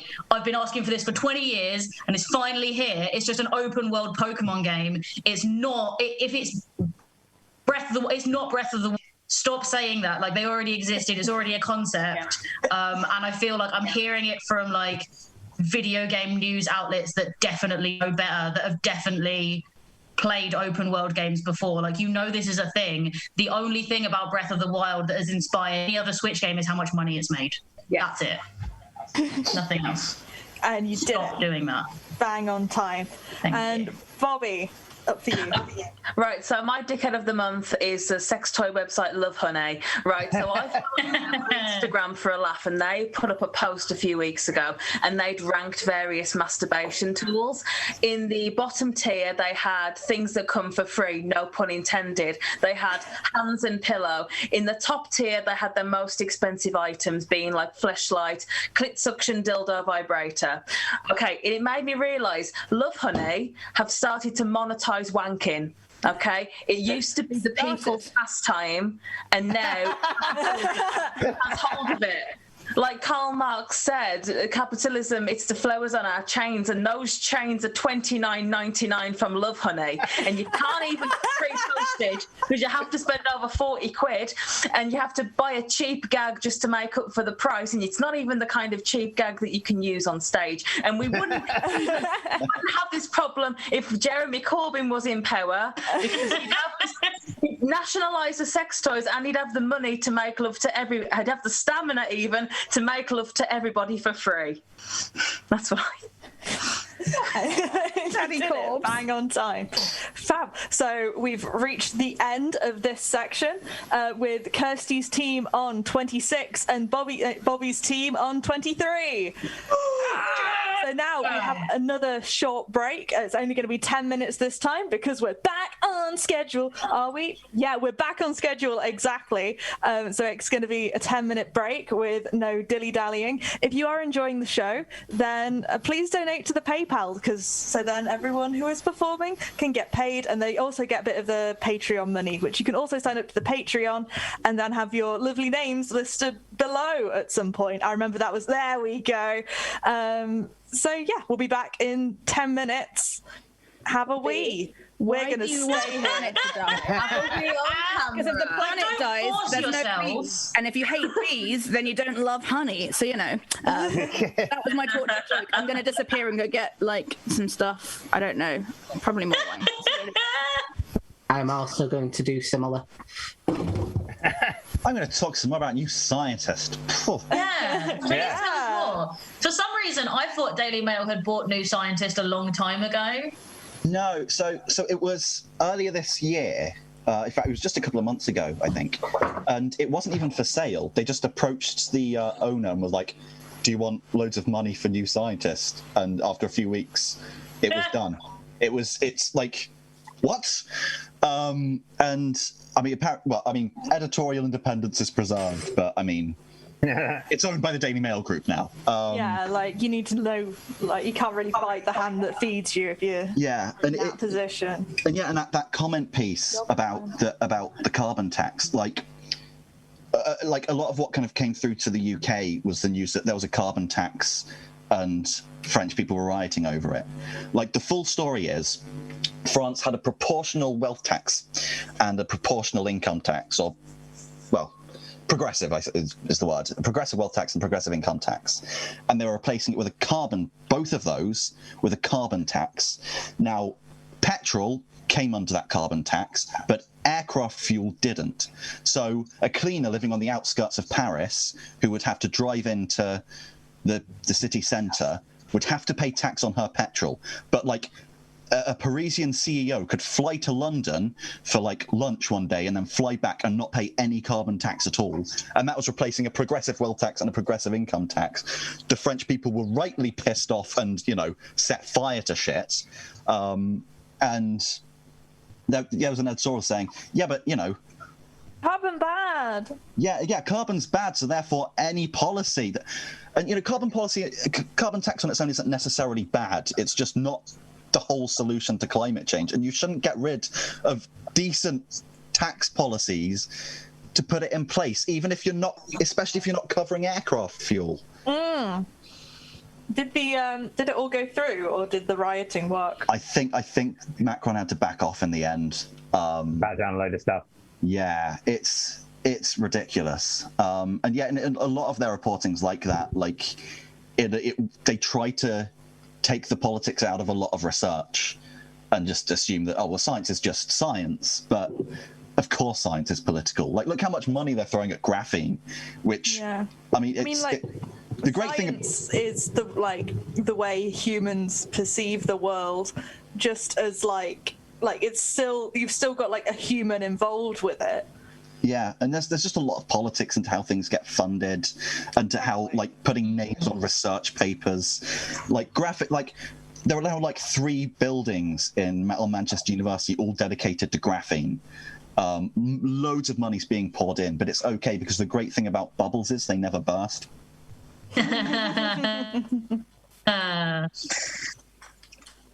It's Yeah, I think that the issue with like new scientists is they can report on the studies being done, but it's like, unless they're also going to report on where the funding for every single study came from and what political biases that money might have come attached to, then it makes it, because or even every step in the supply chain, you've got like scientists who genuinely want to research something, but they can't do it without the funding. And if the only funding being offered is by somewhere that has a bias, they're kind of fucked. And then, journalists might also want to report, I imagine very few people get into things specifically to do things evilly. It's one of those situations where like one evil person turns everyone else in that supply chain a little bit evil. Yeah, and it's and even like presenting ideas like making nature capitalist to save it, like as a solution in any. Yeah, but Mother Nature is a girl boss, so maybe you should think about representation. Yeah, that's me. It's also like Prosecco progressive. There's also like there are also like really skeevy ways of getting around saying you've done a study into a thing. Like when smoking came under fire, like the first time, when they were like, you can't keep saying adverts back in the like 30s.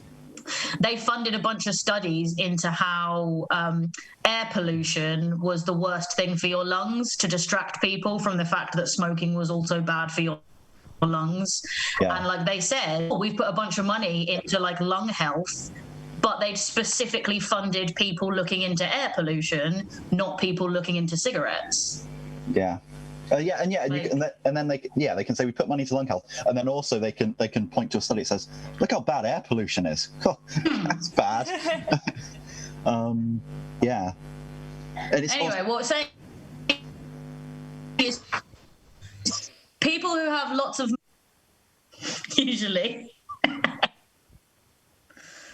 That's the lesson. All I heard was people have lots of usually, and then laughter.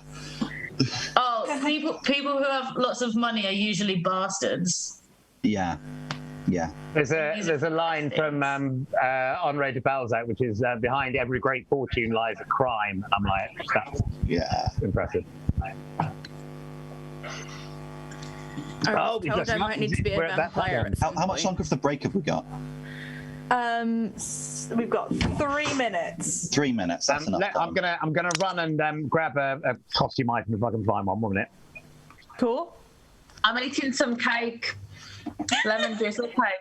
I bought it from Hebden Bridge earlier on, and it was in my backpack, and I forgot about it.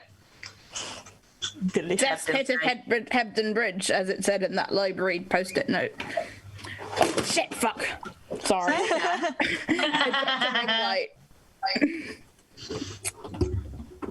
I can be very bright. I can be really pale because I'm a vampire now. That's the whole point. So I love in the rehearsal for this, I was like, I'm gonna dress up, and I've not done that. I think I've got a workaround for when the game starts, but it's quite last minutely thrown together. But I hope. I mean, I already had my red wine on hand. I just grabbed some fake blood for the rest. Mm-hmm. Are we going straight into the character thing? I don't know. Pretty much. I guess Katie will tell people what we're doing. Because I did a little tech test whilst my camera was off. So everything's ready, but I just need to know when we're doing it. So my metamor made me this beautiful necklace, which is like a pearl necklace designed to look like you've been bitten. Thanks, Johnny. by fire. And I really heckin' love it. It looks so good. You look Shout great. out to my boyfriend's wife for my birthday present, which is my vampire necklace.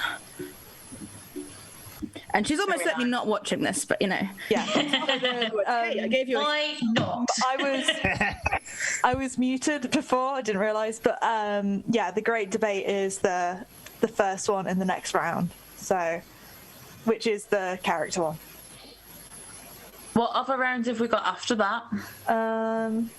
things that would be funny if they happened, but they didn't. Yeah. Oh, is that it? Are we on the last ones now? Yeah, There's it's two more those games, two, and then we find out that we beat you, and then, or we find out that Katie hates us, and cry. So either way, the story works in your favour, yeah? I'm the one who lives closest to Katie. I think, you know, it's a personal attack. If oh fuck, I've just spilled my blood. Yeah, I think we're just on either side of the centre, aren't we? I just spilt my blood. I've smeared my fake blood. I mean, my very real And soon blood. it'll be mine if I don't let you win. Is that what I'm getting from this? You can get red blood stains out of your clothes by putting some white blood on there. James, you can do your Russian Revolution joke again.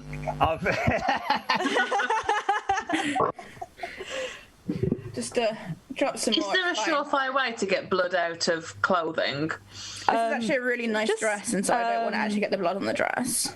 No reason I'm asking for getting blood out of clothing. No reason at all.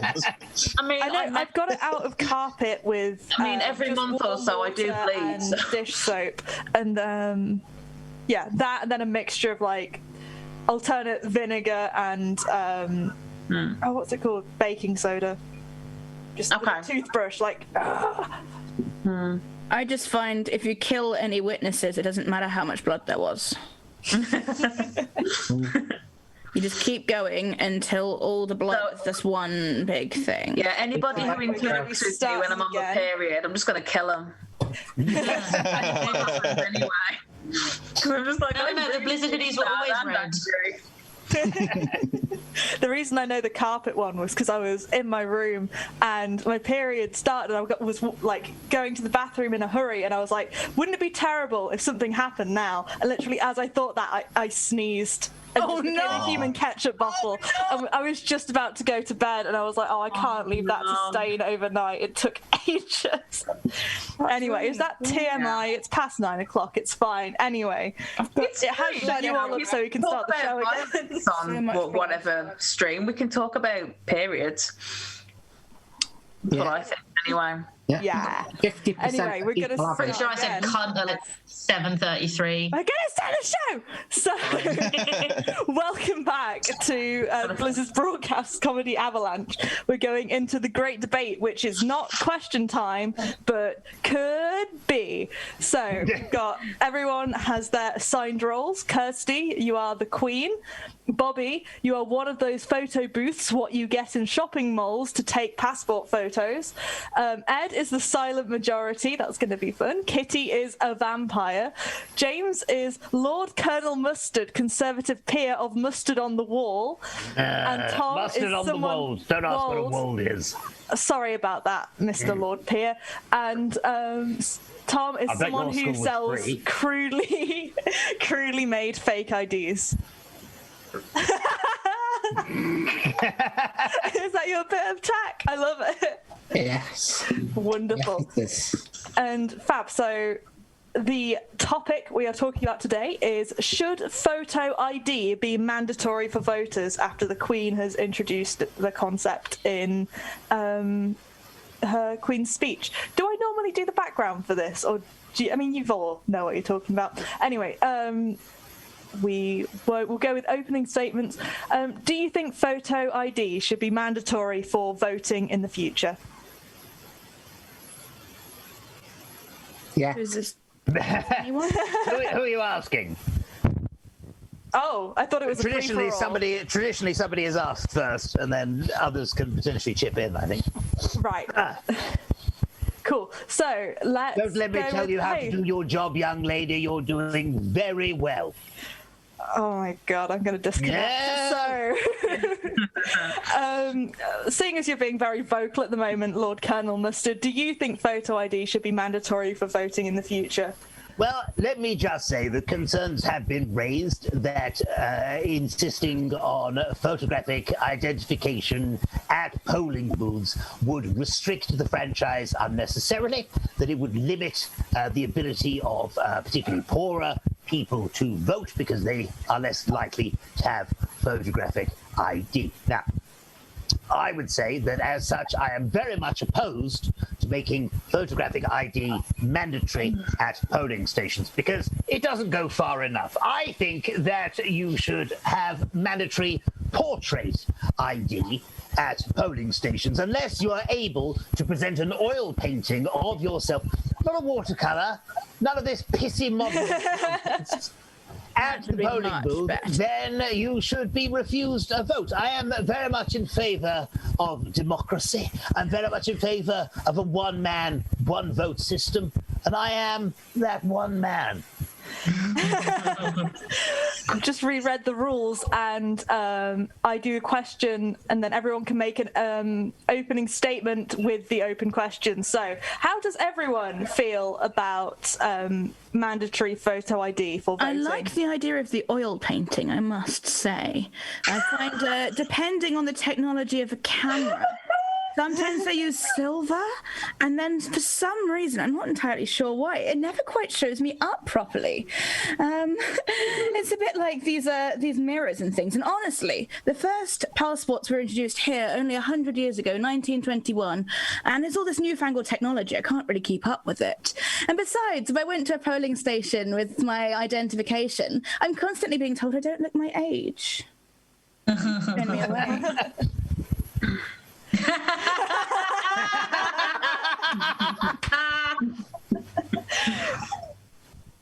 Sorry, I was on mute.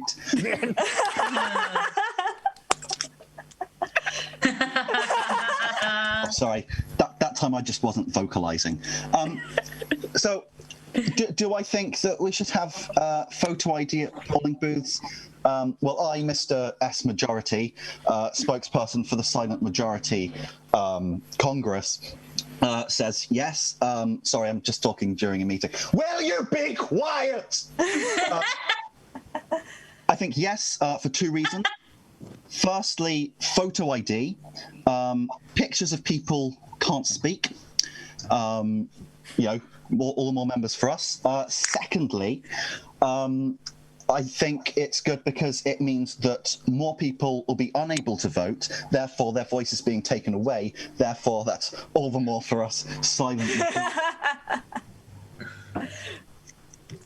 Oh, I can see the Queen is jutting in. Does the Queen have an opinion? Your Majesty! As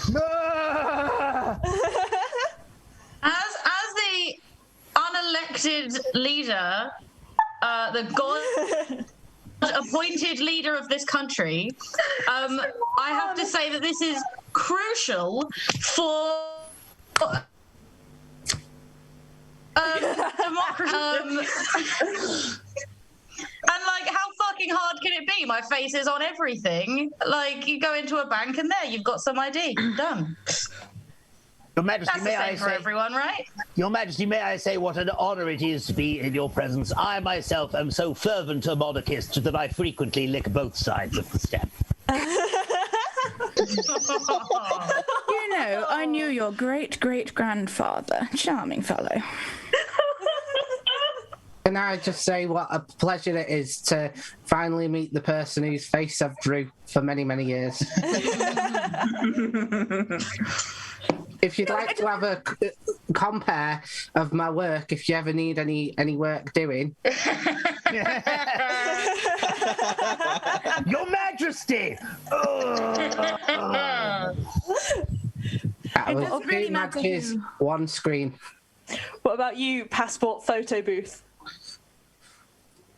I think photo ID should be mandatory because the more people that need photo ID, the more people that need to come inside me and take a photo.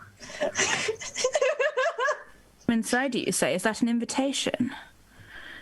If you're paying £5, yes. I guess, you know, an invitation across the threshold is very important. To be honest, I think it's more about the polling cards, because that very specifically tells you that you are invited to attend this election, and that's very important to me.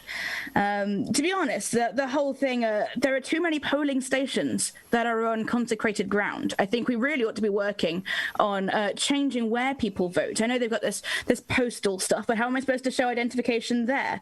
Honestly, it's much easier if everyone would just move from their churches and local establishments there to somewhere more accessible. Don't you think? On the note of polling stations, if anyone does want to take an identification that has perhaps not been acquired at a post office, bear in mind, a lot of the people who volunteer for these things are quite old, so not necessarily have as good eyesight, and therefore you'll get away with it. Some of us are still doing very well. I'll have you know. Can I just say to the vampire, you get a lot of these liberal lefties saying, we don't want vampires. We don't want them sucking the blood of innocent people. But you know what? The majority, the silent majority, are well in favour of you unnaturally long-lived aristocrats. Thank you, darling. Honestly, I miss the good old days of the feudal system. Ever since they made it anonymous, you don't know which of your serfs is revolting against you. I quite agree. I also miss the feudal system and am very much in favour of sucking the blood of the workers. We'll get along very well. Yeah. Wait, you're saying you can't do that anymore? Haha, psych. Well, you all of you seem to be pretty in favour of voter ID, like unanimously. I was just wondering if you thought about what about those people who do not have and are unable to afford sufficient photo identification? I can sort you out very easily, as you can see from the latest one I'm working on right here. Your Majesty! That order will be ready by the morning. I am very concerned about the requirement for photo ID. I think a lot of people might be turned away, especially if their details on the page might not fully be reflected in their face. As I say, you know, I'm constantly being told I don't look a day over 140. So I don't feel like these mortals who would be manning these booths would be taking the thing very seriously. But honestly, it doesn't really matter who wins in the end. If they're mortal, you'll all be dead soon anyway. But, you know, it is a problem. And you have to update your ID every 10 years. What's the point? I look exactly the same as I did 10 years ago, 50 years ago, 300 years ago. It's the same face, darling. You know, as someone who gets money from the 10-year thing, I think keep that. You know, you mentioned how, you know, everyone on this panel has agreed with voter ID. Now, again, there are many people that would say, you know, this is just a terrible problem that happens when there's a revolving door between the BBC and the Conservative Party. But us, the silent majority, are absolutely fine with these very much right-leaning / lying down panels. Let's just say that I am very much opposed to the idea of revolving doors, because it's impossible to have a revolving door held open for me. I don't much mind if the door is open as long as there's an invitation. Us passport photo booths don't have doors, we have curtains. Ooh. Nice velvet curtains, and you sit down, you adjust your height, you look at me in the eyes, take off your glasses, but you don't smile. I can be found in an alleyway after a recommendation from a mutual friend. I can also be found in an alleyway after a recommendation from a mutual friend. I can also be found in an alleyway, but your mutual friend was breakfast. I can be found everywhere. Me and my kind can be found in the supermarkets, in the post offices, in the train stations, in the bus stations. We're everywhere, waiting. And You always can come inside and take a seat and pay us £5. So the reason why this bill is coming in is because of concerns about voter fraud. Is that anything that you think is particularly widespread, and is it worth all of the hassle? It can continue and get worse if need be. I've got a holiday in August. Very well. I agree. I think if anything, the only real way to completely eliminate the threat of voter fraud is to dispense with elections entirely. That's right. I said get rid of the polls. But if you say that these days, they just call you racist. Sorry, I'm just going to find out if there's voter fraud amongst us in the silent majority. Is it you? Come on, you're letting the side down. You. Personally, I think voter fraud is fantastic. I personally commit it in every country around the world and have been for generations. It's very easy, and then you have the strings to pull. Isn't that right, Your Majesty? Speaking of strings to pull, like Tom, my son's in a bit of trouble. Can we have a chat later? Yes, I can sort that out, but I don't work medicals. I mean, at this point, we'll take what we can get. Oh, good. But I'll meet you in an alley. I'll Cool. consider this chat show Cheers. a mutual friend.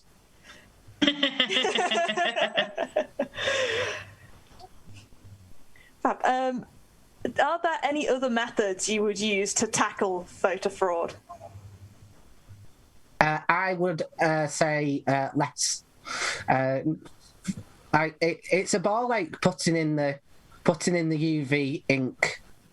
It's not cheap, and you can't see it. The only people who can see it are fucking busybodies.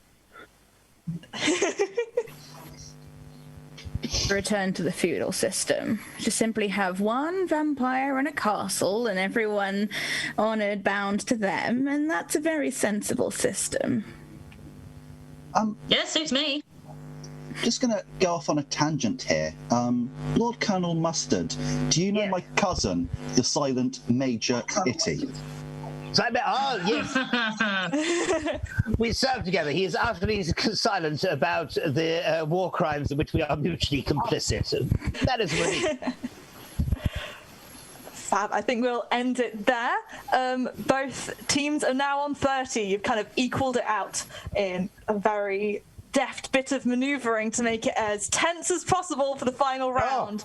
Socialism. The final round is socialism. Oh yeah, no, I had a thing on this.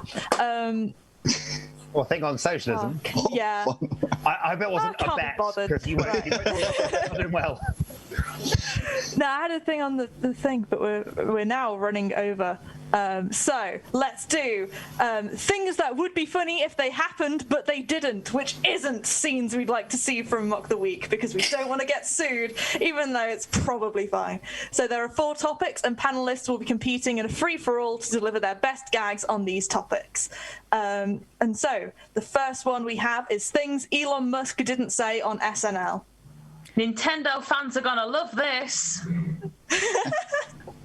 X-Ash A12. We're now going to do a skit on stealing Bolivian lithium. I want everyone to know about the safety record at my factories and also my approach to trade unions. I just want to shout out all 7 of my. Do you want to say that one again, Kirsty? That all broke up. Of course it did. Just want to say hi to all 7 of my kids. He also has 7. I know Boris allegedly does. 7 kids! No, he actually has 7. He has like 6 with his first wife, who he abandoned when he got rich enough to buy hair plugs, and he hasn't spoken to anyone since. And they're all self-driving. They all have the kind of names you'd expect a wanky tech bro to give his kids. Just saying. Elon Musk didn't say on SNL, I'm only going to space because I'm arachnophobic and there are no spiders in space, right?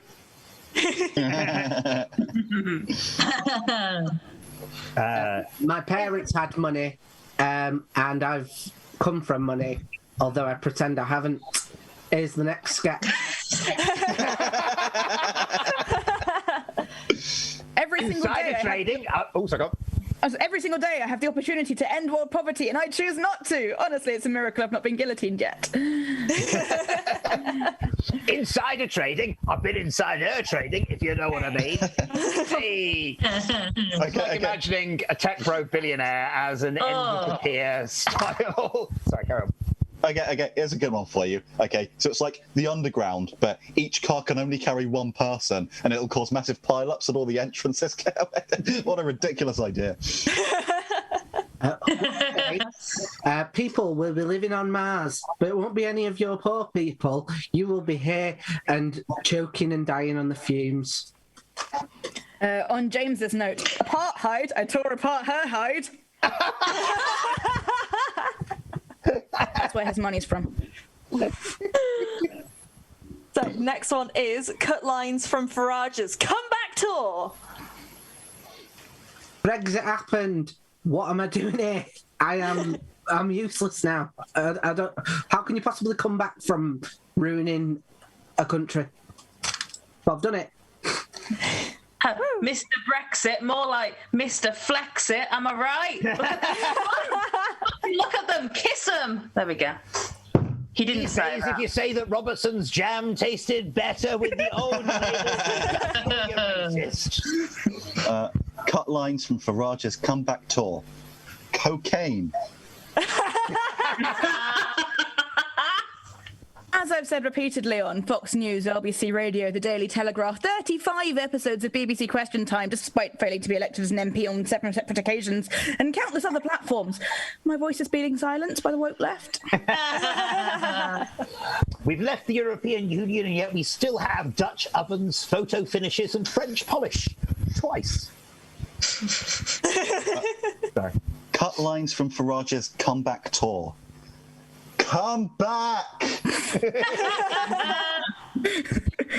People often ask me, what does Brexit means Brexit actually mean? And I always tell them it actually means breakfast exit and refers to the first massive shit you coil out after a hearty full English and plenty of Weetabix. Everyone's been stuck indoors for over a year. This is the live show you've been waiting for. Nigel Farage. This has all been a prank. I've been Sacha Baron Cohen the whole time. Bad things to hear on Will and Kate's new YouTube channel. Hi, it's me, KTM. This is my morning routine. I like to start off by making a nice coffee and then sending Megan some hate on Instagram. If you want to support the channel, you can go to patreon.com to set up a regular donation. You can go to coffee.com to set up a one-off donation, or you can go to gov.uk/HMRC and register for a personal tax account. So, hello and welcome back to the channel. This week we're going to be looking at CCTV footage from a Paris tunnel in the 90s. Of course Partnering with all-time conspiracy. Sorry. Of course we aren't racist towards Meghan. In fact, the Middletons actually have some black heritage too. Didn't you see Pippa's bum at the wedding? Baby got back. What's up, gang? It's Wills. Today we're gonna prank my grandma. If she gets a heart attack, I win a country.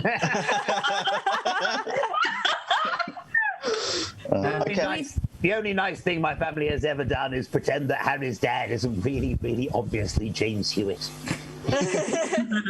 Okay. We think it was absolutely outrageous of Harry and Meghan to be interviewed by Oprah. It really cheapens the royal image. Don't forget to like and subscribe, ring the bell to be notified about when Big thanks to our Patreon subscribers. Click the link in the description for 20% off code as our sponsors. Did somebody say just eat?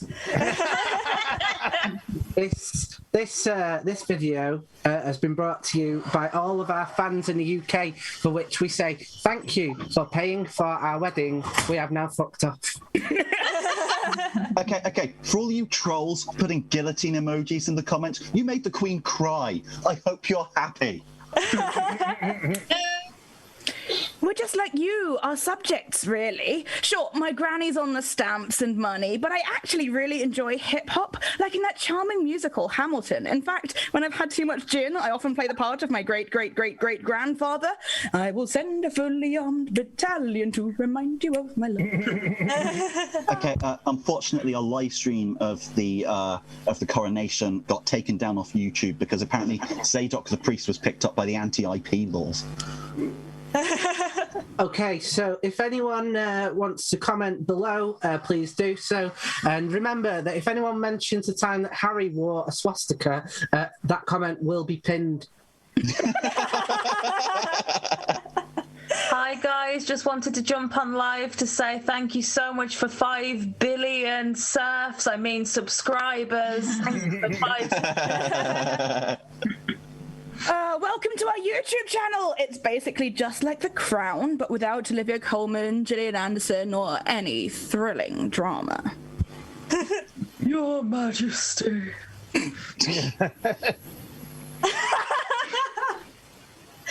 Just fab. And the final one is secrets from Cummings we didn't hear about the government. Well, I mean, on a serious note, literally anything about Rishi Sunak. I can unhinge my jaw like a snake. I actually can do that. I can fit a fist in my mouth. Well, hey. I'll give you an extra point if you do it. All right, hang on. Give me a minute. I need to warm up. It makes it. Yeah. I just did it. Yeah, it makes me very popular amongst like men who've got a penis like a cricket ball. I don't know. Like Friends. Well, you one man, one fist. Oh my god. Whoa. Bonus point. Thank you. I have aftershave on that hand. That was not pleasant, although it still tasted better than I'm guessing Kitty's wine may have earlier. Yeah. It was nice. It was good. All right. You can demonstrate it. That's fine. We're still on the Dominic Cummings because I got Yeah. Oh, it's not Dominic Secrets Cummings. from Dominic Cummings you didn't hear about the government. The redecoration of Downing Street included Boris's very own Red Room. I've stood outside listening to him and Carry On the Sex Swing. Every time he climaxes, he loudly proclaims, "Huzzah!" The main secret is Michael Gove's shadowy backers. He is covertly sponsored by the Jim Henson Workshop. I can confirm that Boris has 7 children that he sees. Boris started spreading his seed at a young age. The children he doesn't publicly acknowledge as his progeny still get special treatment, though. That's why his eldest son, Matt Hancock, still hasn't been fired. Oh, juicy. Basically, if you're from north of Birmingham, you can die and we don't care. Actually, the murderer was Matt Hancock, but with the candlestick in the conservatory. Yeah, with the cabinet. Yeah, his number was online for 15 years, but what's worse is he kept his official state secrets on a computer running Windows Vista. His password is password. Boris Johnson's publicly available phone number was actually 5. I can confirm that on top of Boris's head is a bit of dead coral. You want to know who's that responsible? one there. Oh no, wait, no, you can do it. You want to know who's responsible? So what's that question? Are they health secretary? I mean, we all know the thing about Cameron and the pig's head, but wait till you hear all the places Boris has put his Johnson. Right, we'll end that one there. And we have reached the end of the show. Hey. And we'll end that well, I'll announce the points when they come up on the thing, but thank you everyone for watching. Ready when you are. Fab. So Kirstie's team is on 50 and Bobbie's team is on 49. Yeah! Oh, yes. Wow. He was just here to make sure it's on. You're the losers. Tried our hardest. It was a good time. It was a really good time. Sounds like the word loser. No, James, if you'd fisted your mouth one more time, we would have drawed with them. I mean, I did. If you'd have got down to the elbow, I'll let you win now. But yeah, thank you for everyone for coming to the show, and yeah, you can join us next time where, oh, hang on, I've got things I'm supposed to say for this. Announce the final scores. I've done it. So thank you to our Patreons, viewers, donors, acts, and specifically Sam for running all of the lovely graphics and like that one. Look how smooth that was. It was beautiful. Yeah, and yeah, please follow Blizzard Comedy on Facebook, Twitter, Instagram, and YouTube. And we also have a Discord for the after party. All of the links are in the chat, so our lovely audience can come and chat with us and join in. That would be great.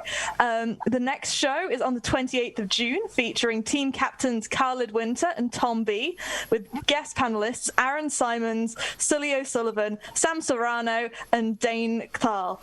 And yeah, join us then when our future headlines will be the South African, Indian, Brazilian, Vietnamese, and other variants of COVID-19 get together for a song contest like Eurovision.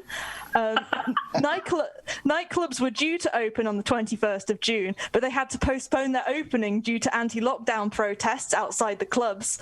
And Keir Starmer thinks about maybe telling the government that it's not at peak performance, but thinks better of it. Thank you very much. Thank you very much for everyone who's been watching, and we'll see you at the after party. Great. Boo, Katie Mitchell! Bye. Oh, and me. I had fun. And yeah, thank you.